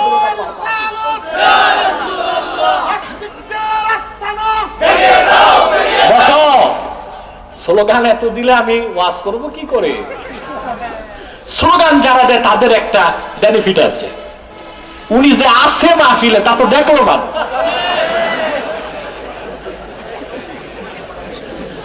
আমি বুঝি, অনেক সময় বলি, অনেক সময় বলি না। প্রিয় ভাই বন্ধুগণ, তৃতীয় কারণ, সমস্ত নবীগণের মিশন ছিল সৎ কাজে আদেশ, অসৎ কাজে নিষেধ। আল্লাহ রাব্বুল আলামিন আখিরি নবী মুহাম্মদ সাল্লাল্লাহু আলাইহি সাল্লামকে ১৫০০ বছর আগে প্রেরণ করে নবুয়তের সালাতের দরজা চিরতরে বন্ধ করে দিয়েছেন। ওনার পরে কোনো নবী নাই, কোনো রাসূল নাই। সেই জন্য নবীগণের মাধ্যমে আল্লাহ যে কাজ নিতেন, সেই মহান কাজের দায়িত্ব আল্লাহ উম্মতে মুহাম্মাদের হাতে দিয়েছেন। তা'মুরুনা বিল মারুফ ওয়া তানহাউনা আনিল মুনকার, তোমরা সৎ কাজে আদেশ করবে, অসৎ কাজে বাধা দিবে। বলেন সুবহানাল্লাহ। সৎ কাজে আদেশ, অসৎ কাজে বাধা, নিষেধ। এটা আমরা বুঝি না। এটা বুঝি? আমি একটু বুঝাই, কথা বলে না। ব্যক্তিগত ব্যাখ্যা নয়, কোরআন কারীম দিয়ে। সৎ কাজে আদেশ, অসৎ কাজে নিষেধের 3টি পর্যায় আছে।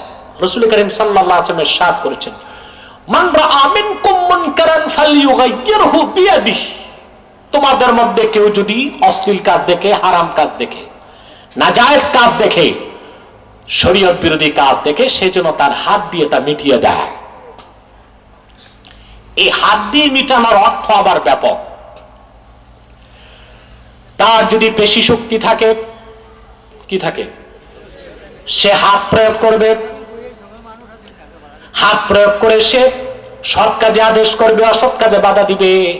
তার যদি পেশি শক্তি না থাকে, লেখনী শক্তি থাকে, লেখার মাধ্যমে সে দিনের পক্ষে কাজ করবে, দিন বিরোধী কাজকে মিটিয়ে দিবে। সুবহানাল্লাহ বলবেন না?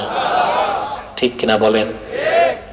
একটা কথা আছে, অসির চেয়ে মসির শক্তি বেশি, ঠিক কিনা? তরবারিতে যা হয় কলমেও তা হয়, তবে কখনো তরবারি ছাড়া কাজ হয় না, কখনো কলম ছাড়া কাজ হয় না, ঠিক কিনা? আমার একটি বক্তব্য সারা দেশে টক অফ দ্য কান্ট্রি হয়েছে। আমাকে যখন বলা হয়েছে তরবারির জোরে ইসলাম আসে নাই, আমি উদাত্ত কণ্ঠে বলেছি সেই বুদ্ধিজীবীকে, তরবারির জোরে ইসলাম আসে নাই, তবে ইসলাম প্রতিষ্ঠার ক্ষেত্রে তরবারি ব্যবহৃত হয়েছে। তরবারির জোরে ইসলাম আসে নাই, তবে ইসলাম প্রতিষ্ঠার ক্ষেত্রে তরবারির প্রয়োজন হয়েছে। হযরত শাহজালালের মাজার জিয়ারত করলে জাদুঘরে যাবেন, লম্বা একটা তরবারি আছে। হযরত শাহজালাল ইয়ামান থেকে জায়নামাজ আর তাসবিহ আনে নাই, সঙ্গে তরবারি এনেছেন শিরক কুফরকে মিটিয়ে দেওয়ার জন্য, ঠিক কিনা বলেন? মঈনুদ্দিন চিশতি রহমতুল্লাহর তরবারি ছিল, ঠিক কিনা? কথা বলেন। সোনারগাঁওয়ের গিয়াসউদ্দিন বুলবান তরবারি ছিল, আছে সোনারগাঁও জাদুঘরে, দেখেন যে দিন প্রচারক যারা এসেছেন প্রত্যেকে তরবারি সঙ্গে রেখেছেন, যদি প্রয়োজন হয়। যদি প্রয়োজন হয়েছে, সৈয়দ আহমদ বেরেলির প্রয়োজন হয়েছিল, ঠিক কিনা বলেন? মাওলানা কারামত আলী জৌনপুরী রাহমাতুল্লাহ সঙ্গে তরবারি রাখতেন। অতএব মোটেও তরবারি দরকার নাই এইসব কথা বলে সুবিধাবাদী হালুয়া রুটি খোর কিছু ভণ্ডপীর ওনারা আবিষ্কার করছে সুফিবাদ। সুফিবাদ বলতে কিচ্ছু নাই, আমরা বিশ্বাস করি তাসাউফকে, তরিকতকে, মারিফতকে, ঠিক কিনা বলেন? সুফিবাদ এগুলো মানার কোনো সুযোগ নাই। তরিকত এক জিনিস, তাসাউফ এক জিনিস, সুফিবাদ হচ্ছে আপনার হযবরল। এটা কি হযবরল? মানে এখানে সব পাবেন, তাওহীদের কিছু পাবেন, শিরকের কিছু পাবেন, কুফরির কিছু পাবেন, বেদাতের কিছু পাবেন, হালালও পাবেন, হারামও পাবেন। এর নাম হয়েছে সুফিবাদ। সুফিবাদের ধারাটা ঠিক ছিল। মুজাদ্দেদ আল ফেসানি রাহমাতুল্লাহ সংস্কার আন্দোলন যখন শুরু হলো, বাদশাহ আকবরের এক ছেলে ছিল, বাদশাহ আকবর নাম শুনছেন না? তাকে আমি আকবর বলি না, বলি বাদশাহ অজগর। কি বলি? অজগর। এই বাদশাহ অজগরের এক ছেলে ছিল, তার নাম ছিল দারা। দারা হিন্দুদের দ্বারা প্রভাবিত হয়ে একটা পুস্তক লিখল, ইসলামের তাসাউফ থেকে কিছু নিল, হিন্দু ধর্মের কিছু দর্শন নিয়ে একটি হযবরল সুফিবাদ আবিষ্কার করছে। অধিকাংশ ভণ্ডপীর সেই সুফিবাদকে চর্চা করছে, যার আগাগোড়াই শিরকে পরিপূর্ণ, তার সাথে ইসলামের কোনো সম্পর্ক নাই। ইসলাম যেটা সমর্থন করে সেটা তাসাউফ, তরিকত, ইলমে মারিফত, ঠিক কিনা বলেন? আমরা এটা বিশ্বাস করি, আমরা সেটা বিশ্বাস করি, কারণ সে মারিফত ছাড়া, তরিকত চর্চা ছাড়াও আপনি ইনসানে কামেল হতে পারবেন না। সেজন্য বলা হয়েছে মান তাআল্লামা ওয়া লাম ইয়াতাসাওয়াফ ফাকাদ তাফাসসাকা ওয়া মান তাসাওয়াফা ওয়া লাম ইয়াতাআল্লাম ফাকাদ তাজান্দাকা ওয়া মান জামাআ বাইনাহুমা ফাকাদ তাহাক্কাকা। যে ব্যক্তি শরীয়ত শিখলো, মারিফত শিখলো না, সে ফাসিক। যে ব্যক্তি মারিফত শিখলো, শরীয়ত বাদ দিল, সে কাফের, জিন্দিক। আর যে ব্যক্তির শরীয়ত তরিকত দুটোটাই ধারণ করলো, সে হলো মুহাক্কিক। ঠিক কিনা? আমাদের দুটোই লাগবে, ঠিক কিনা বলেন? যাদের কাছে শরীয়ত নাই, সব ভণ্ডামি জায়েজ করে, তা সুফিবাদের নাম কি দিয়ে? কি দিয়ে? শরীয়ত বিরোধী কাজ করে। জিজ্ঞেস করলে বলে মৌলবীরা বুঝবে না, ভেদ আছে। কি আছে? ইসলামে কোনো ভেদ নাই, ইসলামে কোনো ছেদ নাই। ইসলাম যা রাসূল করিম সাল্লাল্লাহু আলাইহি ওয়াসাল্লাম ইরশাদ করেছেন, আমি তোমাদের জন্য এমন একটা দিন ইসলাম রেখে যাচ্ছি, লাইলুহা ওয়া নাহারুহা সাওয়া, যে ইসলামের দিন যেমন রাত তেমন, রাত যেমন দিন যেমন। ইসলামে কোনো ভেদ নাই, কোনো ছেদ নাই, কোনো অস্পষ্টতা নাই, কোনো বক্রতা নাই। যা আছে মধ্যাহ্নের দিবাকর সূর্যের চেয়ে সমুচ্চ। ঠিক কিনা? আমার ভাইরা, যে কথা বলছিলাম যে আপনার তাসাব্বুফ তরিকত চর্চা করতে হবে, হবে কিনা? কিন্তু সেটা শরীয়তের গণ্ডির মধ্যে থেকে। আমরা যে শ্রেষ্ঠ জাতি, তার তৃতীয় কারণ আমরু বিল মারুফ নাহি আনিল মুনকার। নিষিদ্ধ কাজ বাধা দিতে হবে কি দিয়ে? যারা বলেন কি দিয়ে? যার পেশি শক্তি আছে সে পেশি দিয়ে, হাত দিয়ে। যার লেখনী শক্তি আছে কলম দিয়ে, তখন হাত লাগবে। আপনারা লেখেন কি পা দিয়ে না হাত দিয়ে? যারা বলেন ফাইল্লাম ইয়াস্তাতি ফাবিলিসানিহি, যদি হাতের দ্বারা সম্ভব না হয়, সৎ কাজে আদেশ করবে, অসৎ কাজে বাধা দিবে মুখ দিয়ে, যেটা আলেমদের কাজ। কাদের কাজ? জোরে বলেন। কাদের কাজ? আলেমের কাজ। কোনটা কোনটা সৎ কাজ তা বলে দেওয়া, কোনটা অসৎ কাজ তা বুঝায় দেওয়া। কিন্তু আমাদের বাংলাদেশে আলেমদেরকে সেই সুযোগ দেওয়া হয় না, সেন্সর করা হয়। কি করা হয়? এটা বলবেন, এটা বলবেন না, এটা বলবেন, এটা বলবেন না। আল্লাহ তো সেন্সর করে নাই, তুমি সেন্সর করার কে? আল্লাহ কি বলছেন উলামায়ে কেরামকে? ইয়া আইয়ুহাল্লাযীনা আমানুত্তাকুল্লাহা ওয়া কুলু কাওলান সাদীদা মুমিনগণ আল্লাহকে ভয় করো আর সত্য কথা বলো, সিধা কথা বলো, যে কথায় কোনো বক্রতা নাই। আল্লাহ সেন্সর করছেন না? বলছেন কোরআন হাদিসে যা আছে সব সব বলো। তা আলেমের কাজ হচ্ছে কোনটা শিরক তা বলে দেওয়া, কোনটা কুফর তা বলে দেওয়া, কোনটা বেদাত তা বলে দেওয়া, কোনটা তাওহীদ, কোনটা রিসালাত, কোনটা ইসলামের কাজ তা বুঝায় দেওয়া। আলেম মুখ দিয়ে সৎ কাজে আদেশ করবে, অসৎ কাজে বাধা দিবে। ফাইন লাম ইয়াস্তাতি ফাবিকলবিহি ওয়া যালিকা আদআফুল ঈমান। যদি হাতের ক্ষমতা না থাকে, বাক শক্তি না থাকে, মুখে বলার সাহস না থাকে, তাহলে সে যেন অন্তরে ঘৃণা করে সৎ কাজকে গ্রহণ করবে, অসৎ কাজকে বর্জন করবে। এটা ঈমানের নিম্ন স্তর। আমাদের তো একটাও নাই, ঠিক কিনা বল? কারো কারো আছে, অধিকাংশের নাই, ঠিক কিনা? তাহলে সৎ কাজে আদেশ, অসৎ কাজে নিষেধ, তার পর্যায় কয়টা? জোরে বলেন কয়টা? ফতোয়া আলমগীরিতে এসেছে আল আমরু বিল মারুফ আলাল উলামাই বিল ইয়াদি, আলাল উমারাই বিল ইয়াদি, ওয়া আলাল উলামাই বিল লিসান, ওয়া আলা আওয়ামিন নাস বিল কলবে। শাসকের উপর দায়িত্ব হচ্ছে সৎ কাজের আদেশ, অসৎ কাজে বাধা হাত দিয়ে। সে তার ফোর্স প্রয়োগ করবে সৎ কাজ প্রতিষ্ঠা করতে, যে অসৎ কাজ বাধা দিতে। যে আলেমের উপর দায়িত্ব হলো মুখে, সাধারণ জনগণের কাজ অন্তরে, ঠিক কিনা বলে? তার একটি দৃষ্টান্ত আল্লাহ পাক কোরআন কারিমে দিয়েছেন হযরত ইব্রাহিমের মাধ্যমে। সুবহানাল্লাহ বলেন। বাধা কিসে? মুখে, হাতে, অন্তরে। মুখে, হাতে, অন্তরে। এবার দেখেন কোরআন কারিম থেকে বিষয়টি আমি আপনাদেরকে দেখাচ্ছি। হযরত ইব্রাহিম আলাইহিস সালাম তাওহীদ প্রতিষ্ঠার ক্ষেত্রে আল্লাহ যাকে কোরআনে মডেল নির্ধারণ করেছেন, সুবহানাল্লাহ বলবেন না? গোটা মুসলিম জাতির জনক বলেছেন, আল্লাহ বলেন মিল্লাতা বিকুম ইব্রাহিম, তোমাদের জাতির জনক হযরত ইব্রাহিম। সুবহানাল্লাহ বলেন। আল্লাহ পাক ওনার উদাহরণ দিয়েছেন সূরা আম্বিয়াতে 50 থেকে 70 নম্বর আয়াত পর্যন্ত। আল্লাহ পাক 20টি আয়াতের মধ্যে হযরত ইব্রাহিমের সংগ্রামী জীবনের কথা তুলে ধরেছেন মুসলমানদেরকে উদ্বুদ্ধ করার জন্য। বলেন সুবহানাল্লাহ। আল্লাহ রাব্বুল আলামিন সেখানে বলেন হযরত ইব্রাহিমের জন্ম ইরাকের বাবেল নগরীতে। নাম শুনেছেন? এই বাবেল কি ইতিহাসে বলা হয় বেবিলন, কি বলা হয়? এই এলাকায় ওনার জন্ম।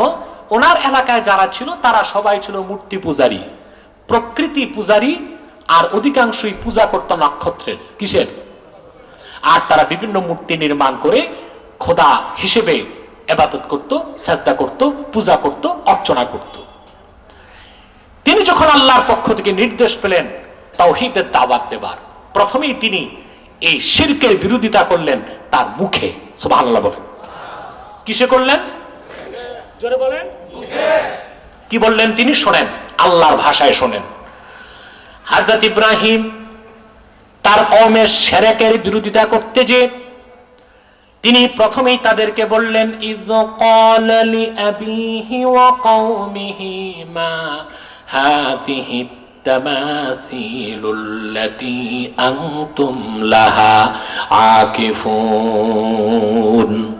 হে পিতৃব্য, হে আমার কওম, এই যে প্রতিমা প্রতিকৃতি বানায়া পূজা করতেছে, ইবাদত করতেছে, এগুলো কি? এই তো খোদা না, খোদা নামের বেহুদা। নিজ হাতে বানায়া ইবাদত করো, পূজা করো, অর্চনা করো মূর্তির নামে, ভাস্কর্যের নামে, প্রতিচ্ছবির নামে, প্রতিকৃতির নামে। এগুলোর কি অর্থ আছে আমাকে বুঝাও। এটা হলো মৌখিক বাধা। কথা বলে না। সৎ কাজে আদেশ, অসৎ কাজের বাধা কয়টা পর্যায়? মুখে, হাতে, অন্তরে। মুখে, হাতে, অন্তরে। কথা বুঝতেছেন? তিনি বাধা দিলেন কিভাবে? মুখে। কিভাবে বাধা দিলেন?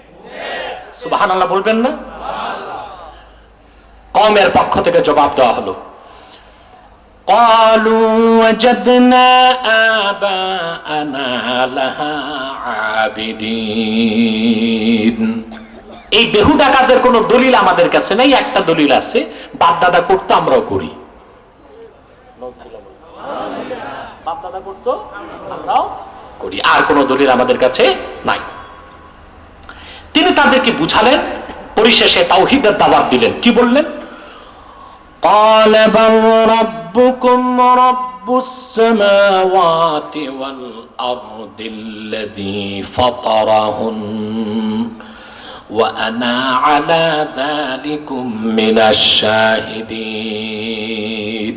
শোনো, এই মূর্তি প্রতিমা এগুলো তোমাদের খোদা হতে পারে না, বরং তোমাদের এবং গোটা সৃষ্টি জগতের রব আল্লাহ রাব্বুল আলামিন, একমাত্র ওনার ইবাদত করতে হবে যিনি সব কিছুকে সৃষ্টি করেছেন।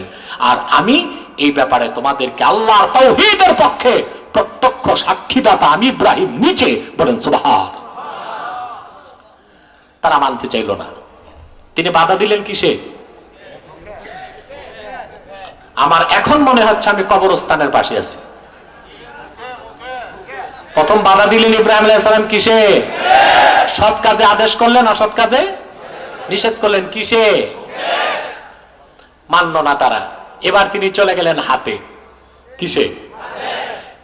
হাতের আগে মুখে কর্মসূচি দিলেন। এটা আমার কথা না, কোরআন কারীম সূরা আম্বিয়া। কি কর্মসূচি দিলেন? যে আমি আর মুখে বলবো না, মুখের কাজ শেষ, এবার হবে।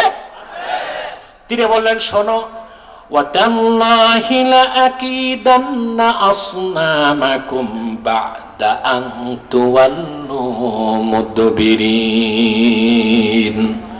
আমি তোমাদের দাওয়াত দিলাম, বুঝালাম, মূর্তি পূজার বিরুদ্ধে, তোমরা শুনলা না। আল্লাহর পবিত্র সত্তার কসম, তোমাদের এই হাতে বানানো খোদা নামের বেহুদাদের ব্যাপারে চূড়ান্ত সিদ্ধান্ত আমি গ্রহণ করতে যাচ্ছি। তোমরা তোমাদের আস্তানা থেকে চলে যাবার পরপরই। তারপর তিনি কি করলেন? পরের আয়াত আল্লাহ পাক বলছেন, ফাজআলাহুম জুদাদান ইল্লা কাবীরান লাহুম লাআল্লাহুম ইলাইহি ইয়ারজিউন। তারা যখন সব চলে গেল, হযরত ইব্রাহিম কুঠার একটা নিয়া মূর্তিদের নাক, মুখ, হাত ভাঙ্গা একেবারে সব লম্বা করে দিছেন। একটি মূর্তিকে রেখে দিলেন, বড় মূর্তিটা, ওইটার নাকের মধ্যে যে হাতুড়িটা লটকায় দিচ্ছেন। কারণ ওরা তো এসে চিন্তা করবে বিষয়টা কি, কথা বুঝেন নাই বিষয়টা। তার যেন জবাবের জন্য বড় মূর্তিটার কাছে যায় রহস্য উদ্ঘাটন করতে, সে একটিকে ভাঙলেন না, সবগুলোকে ভেঙ্গে নাক কান সোজা করে দিচ্ছেন। এবার তারা আসছে পরের দিন। পরের দিন এসে তারা হইচই শুরু করে দিল। قالوا من فعل هذا بآلهتنا إنه لمن الظالمين। আরে আমাদের খোদাগুলোকে পিটাইয়া দুরস্ত করে দিয়েছে লোকটাকে, সে তো খুবই জালেম। এখন বাকিরা বলল, শোনো, কে করছে, আমরা লোকটাকে চিনি। قالوا سمعنا فتى يذكرهم يقال له إبراهيم। আমাদের দেশে একজন যুবক আছে যে মূর্তিগুলোকে গালিগালাজ করে, শিরকের বিরোধিতা করে, আমাদেরকে বিরত রাখে, লোকজন তার ইব্রাহিম বলে ডাকে। ঘটনা বলা আমার উদ্দেশ্য নয়। তারপর আপনারা জানেন ওনাকে শাস্তি দেওয়া হলো, আগুনে নিক্ষেপ করা হয়েছিল। সেই ঘটনাটা বলা আমার উদ্দেশ্য নয়। সৎ কাজে আদেশ, অসৎ কাজে বাধার ক্ষেত্রে তিনি প্রয়োগ করলেন মুখ, তারপরে মুখের পরে কি? জোরে বলতে হবে, মুখের পরে সুবহানাল্লাহ বলবেন না? এরপরে দেখেন আমার ভাইয়েরা, হযরত ইব্রাহিমকে আগুনে ফেলে দেওয়া হলো, সেখান থেকে তিনি নিস্তার লাভ করলেন। তারপরও বাবেলের মানুষজন যখন হেদায়েতকে গ্রহণ করলো না, আল্লাহ হুকুম করলেন হযরত ইব্রাহিম বাপ দাদার মাতৃভূমি ছেড়ে হিজরত করে চলে গেলেন কেনানে। এটা হলো মন দিয়ে তাদের বিরোধিতা করলেন, ঠিক কিনা বলেন? তাহলে হযরত ইব্রাহিম সৎ কাজে আদেশ, অসৎ কাজে বাধার ক্ষেত্রে তিনটি জিনিস প্রয়োগ করেছেন, মুখে, হাতে, মনে। মুখে, হাতে, মনে। রাসূল করিম সাল্লাল্লাহু আলাইহি সাল্লাম ওনার দিন ইসলাম, চূড়ান্ত দিন ইসলামের মধ্যে হুকুম করেছেন সৎ কাজে আদেশ, অসৎ কাজে বাধার ক্ষেত্রে প্রয়োগ করতে হবে মুখ, হাত। না পারলে মুখ, না পারলে অন্তর, ঠিক কিনা বলেন? যে ব্যক্তি অন্তরে সৎ কাজ গ্রহণ করবে, অসৎ কাজ ঘৃণা করবে, সেও সবচেয়ে নিম্ন পর্যায়ের ঈমানদার। আর এটাও যার মধ্যে নাই, ওইটা হলো ফরমালিন যুক্ত মুসলমান। ওটা কি আসেনি ফরমালিন যুক্ত মুসলমান আমাদের দেশে? মসজিদ ঈদগায় যে লম্বা ভাষণ দেয়, আবার পূজা মণ্ডপে যাইয়া হিন্দু ব্রাহ্মণের হাতে মাথায় তিলক লাগায়, উনি ধনিও দেয়, ওখানে চমচম লাড্ডু রসমালাই চাটে। ঠিক কিনা বলেন? না, এটা মুমিনের চরিত্র না, এটা মুনাফিকের চরিত্র। ঠিক কিনা বলেন? হ্যাঁ, আমরা বাংলাদেশ, এখানে হিন্দুরা বসবাস করবে, ধর্মকর্ম পালন করবে, এটা তাদের ব্যক্তিগত বিষয়। সরকারের দায়িত্ব তাদের নিরাপত্তা দেওয়া, তাতে সমস্যা নাই। আমি তো বলি, বাংলাদেশে যদি খেলাফত প্রতিষ্ঠিত হয়, এদেশে সকল ধর্মের লোক এখন যতটুকু নিরাপদ, তার চেয়ে বেশি নিরাপত্তা পাবে। ঠিক কিনা বলেন? আমার খুব অবাক লেগেছে ভাবতে, কিছুদিন আগে হিন্দু বৌদ্ধ খ্রিস্টান ঐক্য পরিষদ মাঠে নামছে, নিরাপত্তা চায়। বাংলাদেশের বর্তমান সরকার তোমাদেরকে যে নিরাপত্তা দিয়েছে, হিন্দুস্তান তার 100 ভাগের 1 ভাগ আমার মুসলমানকে নিরাপত্তা ভারতে দিতে পারে না। ঠিক কিনা বলেন? পুলিশ যে নিরাপত্তা দিচ্ছে তাদেরকে, সরকার সর্বোচ্চ সতর্ক তাদের ক্ষেত্রে, যেন নিরাপত্তার কোনো ব্যাঘাত না ঘটে। সত্যিকার অর্থেই ইসলামী আদর্শ প্রতিষ্ঠিত হলেই সকল ধর্মের লোক নিজ নিজ গণ্ডির মধ্যে ধর্ম পালনের সুযোগ পাবে। ঠিক কিনা বলেন? অতএব মুসলমান, আমাদেরকে সৎ কাজের আদেশ করতে হবে, অসৎ কাজে বাধা দিতে হবে। আমরা কি কি আলোচনা শুনলাম মনে আছে আমাদের? মুহাম্মদ সাল্লাল্লাহু আলাইহি ওয়াসাল্লামের উম্মত, আমরাই শ্রেষ্ঠ জাতি। শ্রেষ্ঠত্বের প্রথম কারণ আমরা উম্মতে মুহাম্মাদী। শ্রেষ্ঠত্বের দ্বিতীয় কারণ আমাদের কাজ সার্বজনীন। শ্রেষ্ঠত্বের তৃতীয় কারণ পূর্বে নবীদের যে মিশন ছিল, আমাদেরকে আল্লাহ ওই মিশন দিয়েছেন। সৎ কাজে আদেশ, অসৎ কাজে বাধা। আমরা এটা করব? কথা বলেন, আমরা এটা করব? তাহলে সৎ কাজকে পৃষ্ঠপোষকতা দিব, অসৎ কাজকে আমরা ঘৃণার সাথে প্রত্যাখ্যান করব। এটা সাধারণ জনগণের কাজ। উলামায়ে কেরামের কাজ হচ্ছে সৎ কাজ মানুষকে বুঝাবে, অসৎ কাজে বাধা দিবে। আর গভর্নমেন্টের কাজ হচ্ছে, একটা চেয়ার দাও না ওনাকে বসার জন্য, কষ্ট হচ্ছে আপনার বসতে। যাদের হাঁটুতে সমস্যা তাদের জন্য কিছু চেয়ারের ব্যবস্থা রাখা উচিত, কষ্ট হয়ে যায় না তো বসতে। কথা বুঝতেছেন? আর শাসকের কাজ হচ্ছে সৎ কাজ কি করবে? প্রতিষ্ঠায় বল প্রয়োগ করবে, অসৎ কাজকে বল প্রয়োগ করে মিটিয়ে দিবে। কিন্তু সবচেয়ে বড় সমস্যা, কোনটা সৎ কাজ এটি আমরা বুঝি না, কোনটা অসৎ কাজ এটা আমরা বুঝি না। আমি একটা উদাহরণ দিই আপনাদেরকে। আমাদের দেশে একটা কথা আছে, বাল্য বিবাহ। এটা একটা নিষিদ্ধ কাজ প্রচলিত আইনে। ঠিক কিনা? এটা কি কাজ? কথা বলেন। নিষিদ্ধ কাজ। যদি মেয়ের বয়স 18 না হয়, ছেলের বয়স 21 না হয়, 10,000 লোক দাওয়াত করে ঢোল ডপলা পিটায় বিয়ে দিল, এটা অবৈধ কাজ, এটা বাল্য বিবাহ। এটা কি? যদি পুলিশ প্রশাসন খবর পায়, তাহলে এসে বিনা ওয়ারেন্টে দোনো বিয়াই অ্যারেস্ট, বর কনে অ্যারেস্ট, যে ম্যারেজ রেজিস্টার যে খাতা নিয়ে দৌড়ায়, হ্যাঁ, মৌলভী সাহেব উনিও অ্যারেস্ট, এমনকি মেহমান অ্যারেস্ট, বাবুর্চি যে আসছে রান্না করতে ও অ্যারেস্ট। ঠিক কিনা? কারণ এটা বাল্য বিবাহ। জায়েজ কাজ হয়ে গেল কি না জায়েজ? পক্ষান্তরে যে কোনো বয়সের ছেলে মেয়ে, বয়স যাই হোক, 10 বছর, 12 বছর, 14 বছর, যদি একটু ফ্রি মিক্সিং, লিভ টুগেদার, একটু ফষ্টি নষ্টি করে, পেছনে পেছনে একটু ফষ্টি নষ্টি করে, মেলামেশা করে, তাতে কোনো দোষ নাই। বাচ্চা মানুষ তা তো করতেই পারে। নাজায়েজকে আইন করে জায়েজকে নাজায়েজ বানাইলাম বাল্য বিয়ের নামে। আর জায়েজ কাজ, বিবাহ পবিত্র কাজ, এটারে বয়সের কারণে নাজায়েজ বানাইলাম। সেজন্যই তো ধর্ষণ আজকে বেড়ে গেছে বাংলাদেশ। আজকের বাংলাদেশে 80 বছরের বৃদ্ধা থেকে 8 বছরের শিশু কন্যাও লম্পট চরিত্রহীন যুবকের হাত থেকে বাঁচতে পারছে না।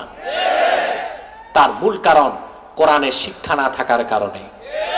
তার দ্বিতীয় কারণ ইংরেজদের ভুল আইন চর্চার কারণে। ঠিক কিনা? আজকে ধর্ষণ কারা করছে? নাস্তিকদের দূরবীনটা মাদ্রাসার দিকে। মাদ্রাসায় কি হয়? কিন্তু তোমাদের ভার্সিটি আর কলেজের ও লেভেল আর এ লেভেলের ছাত্র ছাত্রীরা কি করে বাংলাদেশের মানুষটা দেখছে। কতটা নির্লজ্জ বেহায়া বাপ মা মেয়েকে অনুমতি দিয়ে দিয়েছে বন্ধুর বাড়িতে যে পড়াশোনা করতে। পান নাই আপনারা? পত্রিকা দেখেন নাই? আমি নাম নিব না এইসব লম্পট ছেলে মেয়েদের। মেয়ে গিয়েছে বন্ধুর বাড়িতে, ফাঁকা বাড়িতে, বন্ধু তার হাতে কলমে পড়ায় দিছে। ঠিক, এখন মেয়ের মা কান্নাকাটি করে, বাবা কান্নাকাটি করে। অসভ্য মহিলা, তোমার যুবতী মেয়েকে ফাঁকা বাড়িতে যুবক ছাত্র বন্ধুর কাছে পাঠিয়েছো। যদি সেই লম্পট যুবকের ফাঁসি হয়, তোমার মতো লম্পট মায়েরও ফাঁসি হওয়া দরকার বাংলাদেশে। তুমি কিভাবে তোমার যুবতী মেয়েকে একটি যুবক বন্ধুর বাড়িতে পাঠিয়েছো, ফাঁকা বাড়িতে, ফাঁকা ফ্ল্যাটে, যেখানে যুবক ধর্ষণ করেছে তার বন্ধুদেরকে নিয়ে। তোমার মেয়ে জীবন হারিয়েছে, চরিত্র না জীবন হারিয়েছে। এখানে যদি যুবক যুবতী ইসলামের শতসিদ্ধ প্রথা, নিয়ম, আইন, পর্দাকে রক্ষা করত, এই দুর্ঘটনা ঘটত না।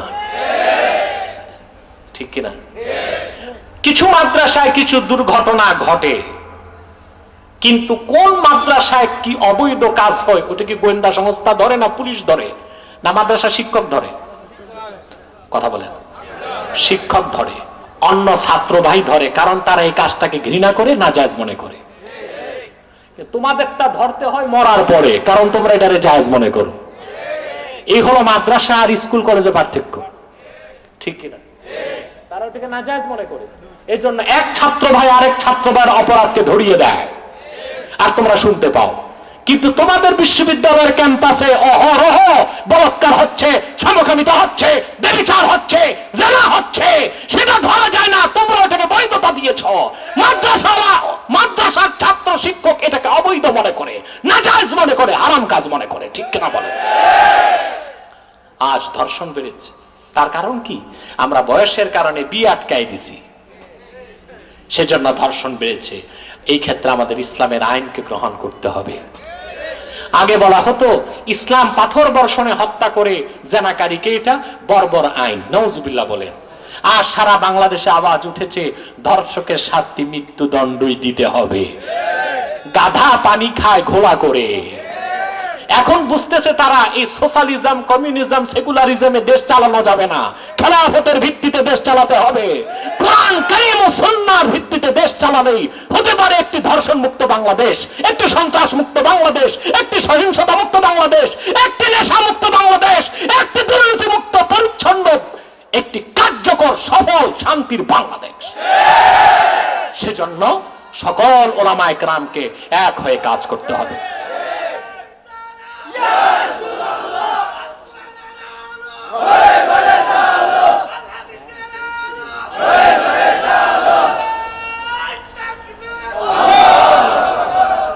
সেজন্য আমাদের ঐক্যবদ্ধ হতে হবে। আজ আমি 21 সালে নতুন করে আমার প্রচারণায় সংযোজন করেছি মাসলাক যার যার দিন ইসলাম সবার। মাসলাক যার যার দিন ইসলাম সবার।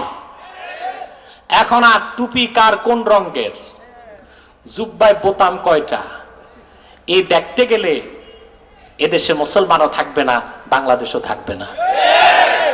আগ্রাসী বিদেশিরা বাংলাদেশের উন্নয়নে এখন জ্বলে পুড়ে ছাই হয়ে যাচ্ছে।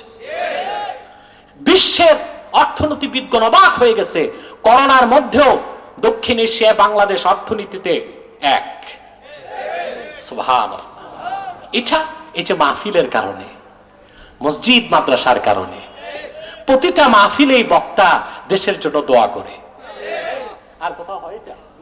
কথা বলে বাংলাদেশে বিদেশি শুধু চায়না ইনভেস্ট করেছে $38 বিলিয়ন। উপমহাদেশে সবচেয়ে ধনী এখন বাংলাদেশ। আমাদের মাথা পিছু আয় $1800 ছাড়িয়ে গেছে। এতে অ্যালার্জি হচ্ছে কাদের? বাংলাদেশের শত্রু যারা। আর আমাদের শত্রু দূরে নয়, কাছে। শত্রু যারা আমাদের পানিতে মারে, যারা আমাদের বর্ডারে ফেলানীদেরকে পশুর মতো গুলি করে হত্যা করে, যারা ফেন্সিডিল দিয়ে বাংলাদেশের যুবকদেরকে ধ্বংস করে দিচ্ছে, যারা বাংলাদেশে সহিংসতা ঘটিয়ে বাংলাদেশকে ব্যর্থ রাষ্ট্র বানাতে চায়, তাদের এজেন্ডা বাংলাদেশে বাস্তবায়ন করতে দেওয়া হবে না। ইসলাম, মুসলমান, বাংলাদেশের স্বাধীনতা, সার্বভৌমত্ব রক্ষায় সকল ঘরানার ওলামায়ে কেরামকে ঐক্যবদ্ধ হয়ে রাজপথে নামার শপথ নেবার সময় চলে এসেছে মুসলমান।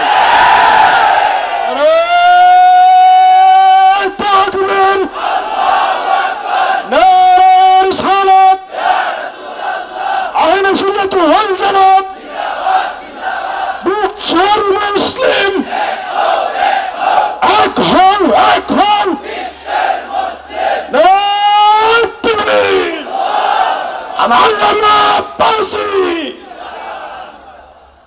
আমার প্রিয় ভাই বন্ধুগণ, প্রত্যেকের মাসলাক তার কাছে থাক।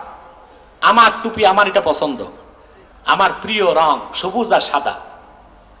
তবে আমি আরেকজনকে চাপিয়ে দিব না, তার মন চায় সাদা পড়ুক, কালো তাও পড়ুক, টুপি তো লাগাইছে। যদি টুপিতে যাইয়া মাসলাক দেখি, তার এক লোক টুপি না মাথায় কেটে ফেলবে, ঠিক কিনা? না, আমি চাপিয়ে দিব না। আমি জুব্বা পড়তে পছন্দ করি, কারো যদি খাটো কুর্তা থাকে পড়ুক না, শার্ট আর প্যান্ট তো লাগায় নাই, কুর্তাই তো পড়ছে। কথা বলে আমরা সীমাতিরিক্ত বাড়াবাড়ি করব না। এখন আর দ্বন্দ্বের সময় নাই, কে কওমি কে আলিয়া। এই সুযোগ এখন করতে গেলে শত্রু আমাদের সকলের 12টা বাজায় দিবে। আপনাদেরকে একটা ছোট্ট ইতিহাস শোনাচ্ছি।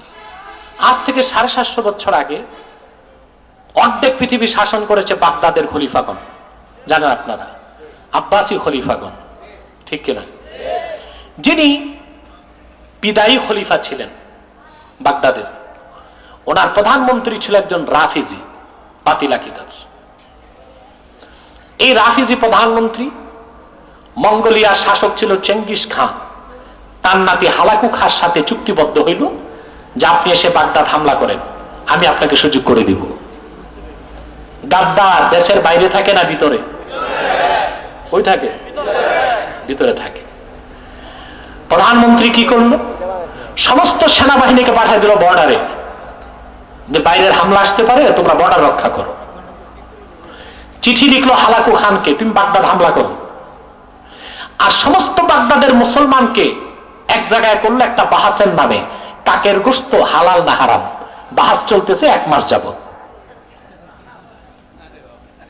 সমস্ত মুসলমানের দৃষ্টি বাহাসে, কাকের গোশত হালাল না হারাম। সৈন্য সব সীমান্তে, আর রাজধানী ফাঁকা। একদিনেই চেঙ্গিস খানের নাতি বর্বর হালাকু খান বাগদাদ হামলা করে 18 লক্ষ মুসলমানকে হত্যা করেছিল। অতএব বিজাতীয় শক্তি মোসাদ এবং ওলামায়ে কেরামের দ্বন্দ্ব বাড়াবে। আমরা মাসলাক নিয়ে ঝগড়া করব, আর বাংলাদেশের স্বাধীনতা হরণ করতে শকুন চলে আসবে। এটাই আমার ভিতরের বেদনা, এটাই আমার ইনার ভয়েস। ইনার ভয়েস বুঝেন? মনের ভিতরে সুপ্ত কথা, যা বলতে পারি না, এখন বলতে চাচ্ছি।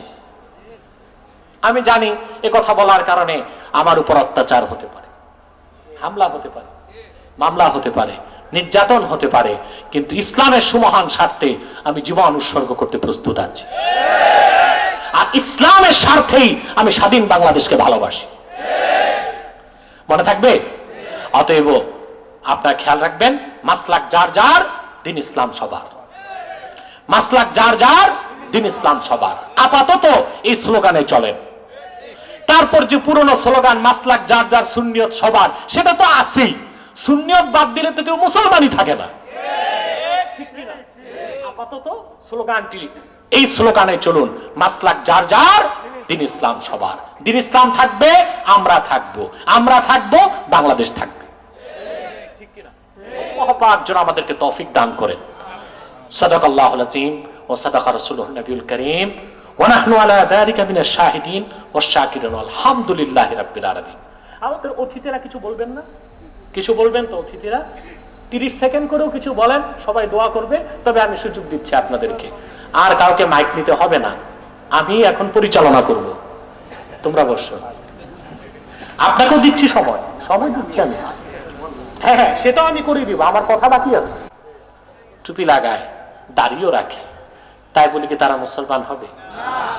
দাড়ি রাখলে কেউ যদি মুসলমান হতো, তো রবীন্দ্রনাথ ঠাকুরের চেয়ে বড় মুসলমান কি হইত? সে কি মুসলিম ছিল না অমুসলিম? টুপি লাগালে মুসলমান হওয়া যায়? কথা বলে না। মহাত্মা গান্ধী টুপি লাগাইত, সে কি মুসলিম ছিল না অমুসলিম? নাম রাখলে মুসলমান হওয়া যায়? কথা বলে না। এক শয়তান বোতল ভর্তি পেশাব লেবেল দিল শরবত, ওটা শরবত হবে? তদ্রুপ কাদিয়ানের অমুসলিম আব্দুল আউয়াল, আব্দুল সামাদ, মোবাশ্বের আলী, কবির চৌধুরী, এসব নাম রাখার দ্বারা তারা মুসলমান হতে পারে না। আমার ভাইয়েরা, আমার বন্ধুরা, আমার আল্লাহ ও নূর নবী আমার হযরত মুহাম্মদ সাল্লাল্লাহু আলাইহি ওয়াসাল্লামের ইসলাম ও কোরআনের হাজার হাজার হাজার বছর পরে বর্তমান ভারতের কুখ্যাত পাঞ্জাবের, কুখ্যাত গুরুদাসপুরের, কুখ্যাত কাদিয়ানে ইংরেজ আমলে এক শয়তান নিজকে নবী দাবি করছে। চিল্লায় বলেন নাউজুবিল্লাহ। ওই শয়তানটার নাম রেখেছিল তার বাপ মির্জা গোলাম আহমদ কাদিয়ানি। সাবধান সাবধান, কাদিয়ানের কাজ্জাব, মিথ্যা নবুয়তের দাবিদার মির্জা গোলাম শয়তান কাদিয়ানিকে গোলাম আহমদ বলা যাবে না, কারণ গোলাম আহমদ অর্থ হচ্ছে আহমদ এর গোলাম।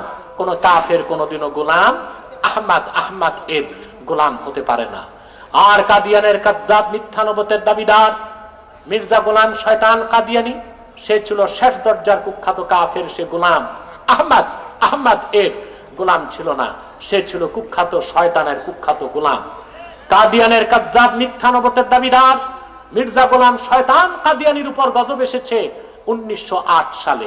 যখন গজব এসেছে, কাদিয়ানের কাজ্জাব মিথ্যা নবুয়তের দাবিদার মির্জা গোলাম শয়তান কাদিয়ানি 1908 সালে ধ্বংস হয়ে কুখ্যাত জাহান্নামের কুখ্যাত কুকুরে পরিণত হয়েছে, তার অনুসারীরা ধ্বংস হয়েছে। বর্তমানে কিছু কাদিয়ানি বাংলাদেশে আছে, যারা ইসলাম ও মুসলমানের বিপক্ষে চক্রান্ত করে যাচ্ছে। তাদের বড় আস্তানা বাংলাদেশে পঞ্চগড়ে আর আপনাদের ব্রাহ্মণবাড়িয়ায়। নাসিরনগরেও তারা একটা কেন্দ্র করেছে। এই পর্যন্ত বাংলাদেশে তারা প্রায় 85-84টা কেন্দ্র করে ফেলেছে। এটার জন্য আপনারা দায়ী। ওলামায়ে কেরাম কাদিয়ানীদের ব্যাপারে যতটুকু মানুষকে সচেতন করা দরকার ছিল ততটুকু করে নাই, সেজন্যই তারা সুযোগ পেয়েছে। ইসলাম ও মুসলমানের বিপক্ষে মারাত্মক চক্রান্তে তারা লিপ্ত আছে, মারাত্মক চক্রান্তে তারা লিপ্ত আছে। তারা মানুষকে ধোঁকা দেবার জন্য নাম পরিবর্তন করে করে মিথ্যা পরিচয় দেয়। কখনো নিজেদের পরিচয় দেয় আহমদী জামাত, কখনো বলে আহমদিয়া জামাত, কখনো বলে আহমদী সম্প্রদায়, কখনো বলে আহমদিয়া সম্প্রদায়, কখনো বলে আহমদী মুসলিম জামাত, কখনো বলে আহমদিয়া মুসলিম জামাত।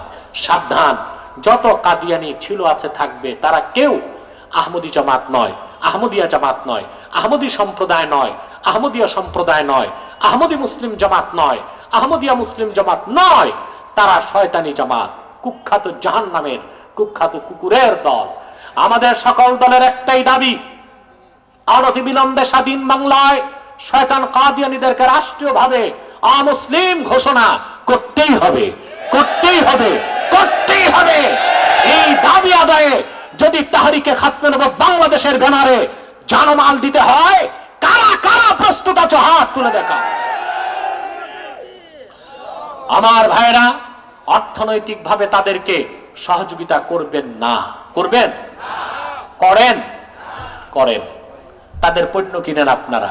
প্রাণ কোম্পানির যত জিনিস তাদের, সেজান কোম্পানির জুস তাদের, আরএফএল এর পণ্য তাদের, প্রথম আলো, ডেইলি স্টার, কালের কণ্ঠ, এগুলো তাদের। এগুলো কিনবেন না, ধরবেন না, বেচবেন না, মনে থাকবে। বিদায় বেলা আরেকটি কথা বলি, আপনাদের সমাজে একটি ভাইরাস ঢুকেছে এখন মারাত্মক ভাবে, সেটা হলো জঘন্য সুদ। এটা আপনাদের রক্তে মিশে যাচ্ছে, কোষে কোষে মিশে যাচ্ছে। সুদের নাম পরিবর্তন হয়ে গেছে ইন্টারেস্ট, লভ্যাংশ, মাইক্রো ক্রেডিট, ঠিক কিনা? ঋণ, এসব নামে আপনারা সুদ খাচ্ছেন। আর সুদ খাওয়ার কারণেই আপনাদের ভিতরের আধ্যাত্মিক শক্তি নষ্ট হয়ে যাচ্ছে। আপনাদের দোয়া কবুল হয় না, ওয়াজ করেন তাসির হয় না, মানুষের মধ্যে পরিবর্তন আসে না, ঠিক কিনা বলেন? এই সুদ ছাড়তে হবে আপনাদের, রাজি আছেন? সুদও ছাড়বেন, সুদখোরকে বর্জন করবেন। কোন সুদখোর যদি নির্বাচনে দাঁড়ায় তাকে ভোট দিবেন না, মসজিদ কমিটিতে রাখবেন না, মাহফিল কমিটিতে রাখবেন না, এবং কখনোই তাদেরকে বিচার আচারও রাখবেন না সুদখোরকে, বুঝলেন? সামাজিক ভাবে তাদেরকে পরিত্যাগ করতে হবে। সুদখোর আর ঘুষখোর, সুদখোর আর কি ঘুষখোর। মসজিদ কমিটি, মাদ্রাসা কমিটি, ওয়াজ কমিটিতে সুদখোর ঘুষখোর যদি থাকে, ইমাম সাহেব ওয়াজ করতে পারবে? কথা বলে না। বক্তা কথা বলতে পারবে? পারবে না। আবার দেখা যায় সুদখোর অনেক সময় বড় বড় দান খয়রাত করে, এগুলো নিবেন না, চেষ্টা করবেন বাদ দিতে। যদি দেখেন সুদখোর এলাকার বিকৌজ, না নিলে আপনারে পিটাবে, তো সুদখোরের টাকা নিবেন, মূল কাজে লাগাবেন না, মুসল্লিদের টয়লেট বানায় দিবেন, মনে থাকবে? কিন্তু সুদখোরকেও বাদ দিবেন, সুদের টাকাও বাদ দিবেন, পারবেন তো? সুদ খাবেন না, এটা সবচেয়ে জঘন্য হারাম কাজ। যে সুদ খায় তার 70টার বেশি গুনাহ হয়, সবচেয়ে ছোটটাই তার মার সাথে জেনা করার মতো। ইবনে আবিদিন শামী নকল করেছেন, আকলু দিরহামি মিনার রিবা আশাদ্দু মিন 33 জানিয়া ইয়াজনিহা রাজুল। এক দিরহাম সুদ খাওয়া ইচ্ছা করে 33 বার জেনা করার চেয়ে বড় গুনাহ। আল্লাহ তাআলা আমাদেরকে সুদ থেকে রক্ষা করুন, ঘুষ থেকে রক্ষা করুন। আজকের মতো এতটুক। অতিথিবৃন্দ একটু দোয়া নিবেন, তারপর আমি রুমাল যাচ্ছে আপনাদের কাছে, যে যা পারেন মাদ্রাসায় দিবেন। আমি প্রশ্নগুলো একটু দেখি কোনটা কোনটা উত্তর দেওয়া যায়, কি বলেন আপনারা? উঠাউঠি করবেন না তো? কথা বলে না, চুপচাপ বসেন। অতিথিদেরকে দেন বক্তব্য দেন। ছাত্ররা রুমাল নিয়ে মাঠে চলে যাও, স্বেচ্ছাসেবকরা রুমাল নিয়ে মাঠে চলে যাও।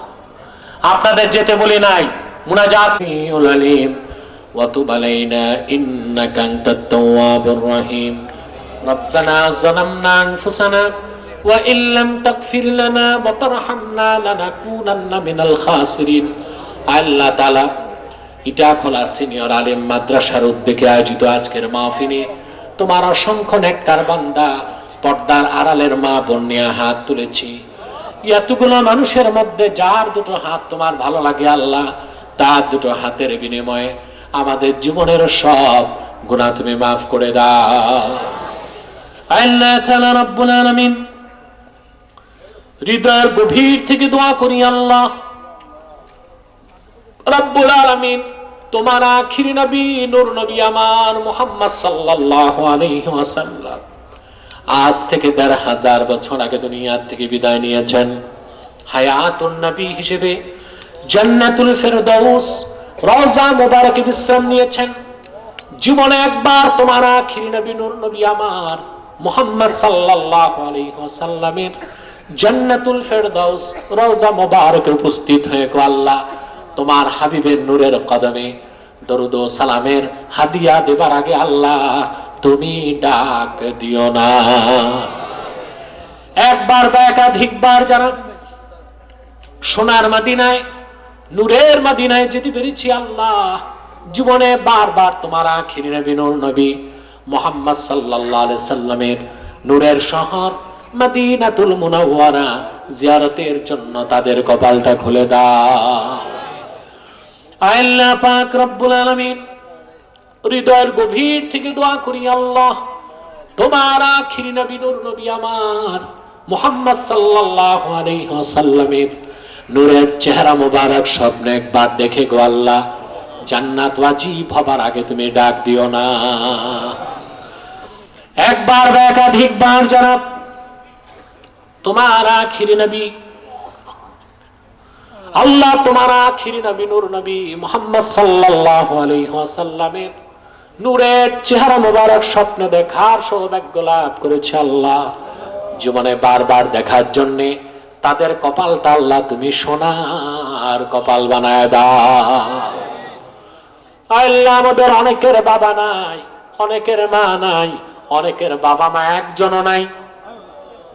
যাদের বাবা মা দুনিয়ার থেকে বিদায় নিয়ে অন্ধকার কবরে চলে গেছে, সকল ইমানদার মুসলমান বাবা মার কবরকে আল্লাহ তুমি দয়া করে জান্নাতের বাগান বানায় দাও। আল্লাহ, এই মাদ্রাসা প্রতিষ্ঠা করেছেন যিনি আর সহযোগিতা করেছেন যারা, আসাতিজায়ে কেরাম, কমিটির সদস্যবৃন্দ, এলাকাবাসী, মাদ্রাসার জন্য যারা কাজ করছেন ধন দিয়ে, মন দিয়ে, নৈতিক সমর্থন দিয়ে, আল্লাহ সকলের শ্রমকে, সমর্থনকে কবুল করে এই মাদ্রাসাকে তাদের নাজাতের জরিয়া বানায় দাও। আল্লাহ, দেশ থেকে ও বিদেশ থেকে যারা সহযোগিতা করেছে আর্থিকভাবে, তাদের ধন ও মনকে কবুল করে নাও। আল্লাহ, পর্দার আড়ালে আমার মা বোনরা হাত তুলে বসে আছেন, তাদের মনের দুঃখ কষ্ট দূর করে দাও, তাদের প্রত্যেককে একটি সোনার সংসার দিয়ে দাও। মাবুদ, এখানে এমন যুবকও আছে বাবা মা বেঁচে থাকতে কামাই রোজগার ছিল না, দুঃখী বাবার মুখে এক মুঠ ভাত তুলে দিতে পারে নাই, দুঃখিনী মাকে ভালো একটা কাপড় কিনে দিতে পারে নাই, কিন্তু এখন হাজার হাজার টাকা কামাই করে বাবা মা একজনও বেঁচে নাই। এরকম চক্ষু ভরা পানি আর বুক ভরা ব্যথা নিয়ে আমার যত মা বোন হাত তুলেছে, আল্লাহ ওই সব বাবা মার কবরকে তুমি দয়া করে জান্নাতের বাগান বানিয়ে দাও। আল্লাহ, আমাদের মুশকিলাতকে আসান করে দাও, নেক হাজাত ও চাহাতকে কবুল করে নাও।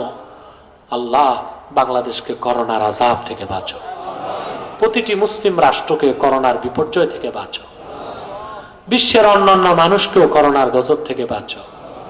এই করোনার আযাব ইবরাত হিসেবে যেন অমুসলিমরা বুঝে আর ইসলামের সুশীতল ছায়াতলে যেন আশ্রয় নিতে পারে। আল্লাহ, গরিব বাংলাদেশ উন্নয়নের পথে এগিয়ে যাচ্ছে। আল্লাহ, বাংলাদেশের স্বাধীনতার সার্বভৌমত্বকে তুমি হেফাজতের ব্যবস্থা করে দাও, এদেশের আলেম ওলামার মর্যাদা বৃদ্ধি করে দাও। আল্লাহ, সাধারণ জনগণের হৃদয়ে আমার মাজলুম ওলামায়ে কেরামের ভালোবাসা, বাংলাদেশের ওলামায়ে কেরামের ভালোবাসা জাগ্রত করে দাও। আল্লাহ, যেই দেশে আলেম বেইজ্জত হয় সেই দেশে গজব আসে। আল্লাহ, অবুঝরা বুঝে না, আল্লাহ দ্বীনের সমঝ নাই যাদের, ওরা তো বুঝে না, সেই বুঝ তুমি তাদেরকে দান করো। আল্লাহ, বাংলাদেশের আকাশের নিচে সবচেয়ে মর্যাদাশীল মানুষ ওলামায়ে আহলে হককে তুমি আরো মর্যাদাবান করে দাও। মানুষের হৃদয়ে তাদের ওয়াকার, তাদের মহাব্বতকে বৃদ্ধি করে দাও। আল্লাহ, আমাদের মধ্যে ইত্তেফাক পয়দা করে দাও, ইত্তেহাদ কায়েম করে দাও। আল্লাহ, প্রতিটি মানুষকে তাহরিকে খাতমে নবুয়ত বাংলাদেশের ব্যানারে কাজ করার তৌফিক দান করো। আল্লাহ, তাহরিকে খাতমে নবুয়ত বাংলাদেশের বিভিন্ন শাখার কমিটির নেতৃবৃন্দ এখানে উপস্থিত হয়েছে, সদস্যরা উপস্থিত হয়েছে নবীগঞ্জের, হবিগঞ্জের। আল্লাহ, এখানে বিজয়নগরের লোক উপস্থিত হয়েছে, এত মহব্বত করে যারা কোরআন কারীমের আকর্ষণে এসেছে। আল্লাহ, তাদেরকে তোমার জিম্মায় তুলে দিলাম, তাদের জানমালের হেফাজত করো। আল্লাহ, তাদের মুশকিলাতকে আসান করে দিও। ভাইরা আমার, একটি মিনিট সময় ছেড়ে দিলাম, চক্ষুটা বন্ধ করুন, দিলটা নরম করুন, মাথাটা নত করুন।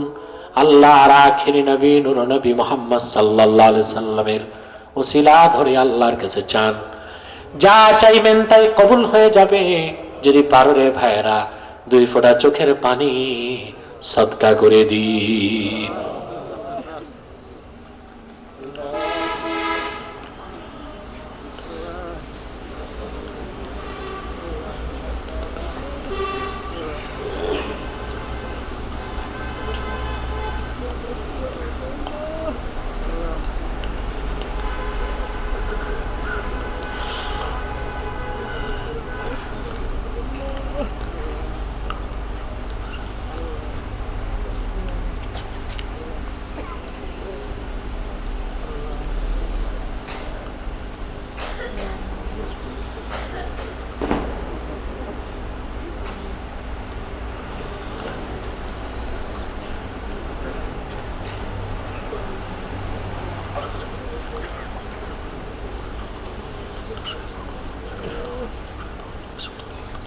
প্রত্যেকে মনের কথা বলেন, 2 ফোঁটা পানি চোখে আনেন। কত গুনাহ করেছেন বাবা, কেউ দেখে নাই, মালিক তো দেখেছেন। জীবনে এটা আপনার একটা বড় সুযোগ এসেছে। গুনাহটা মাফ করিয়ে নেন। মনের আশাগুলো বলেন, মাবুদের কাছে কবুল হয়ে যাবে।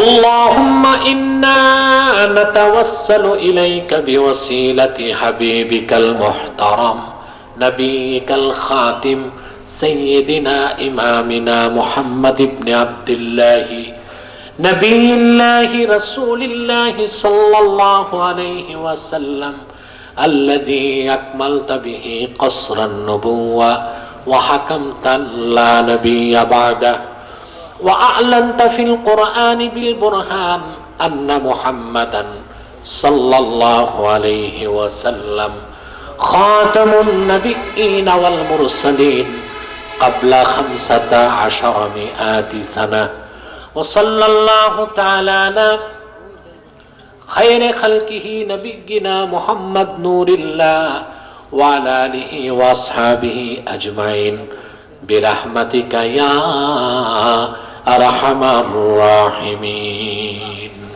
السلام عليكم.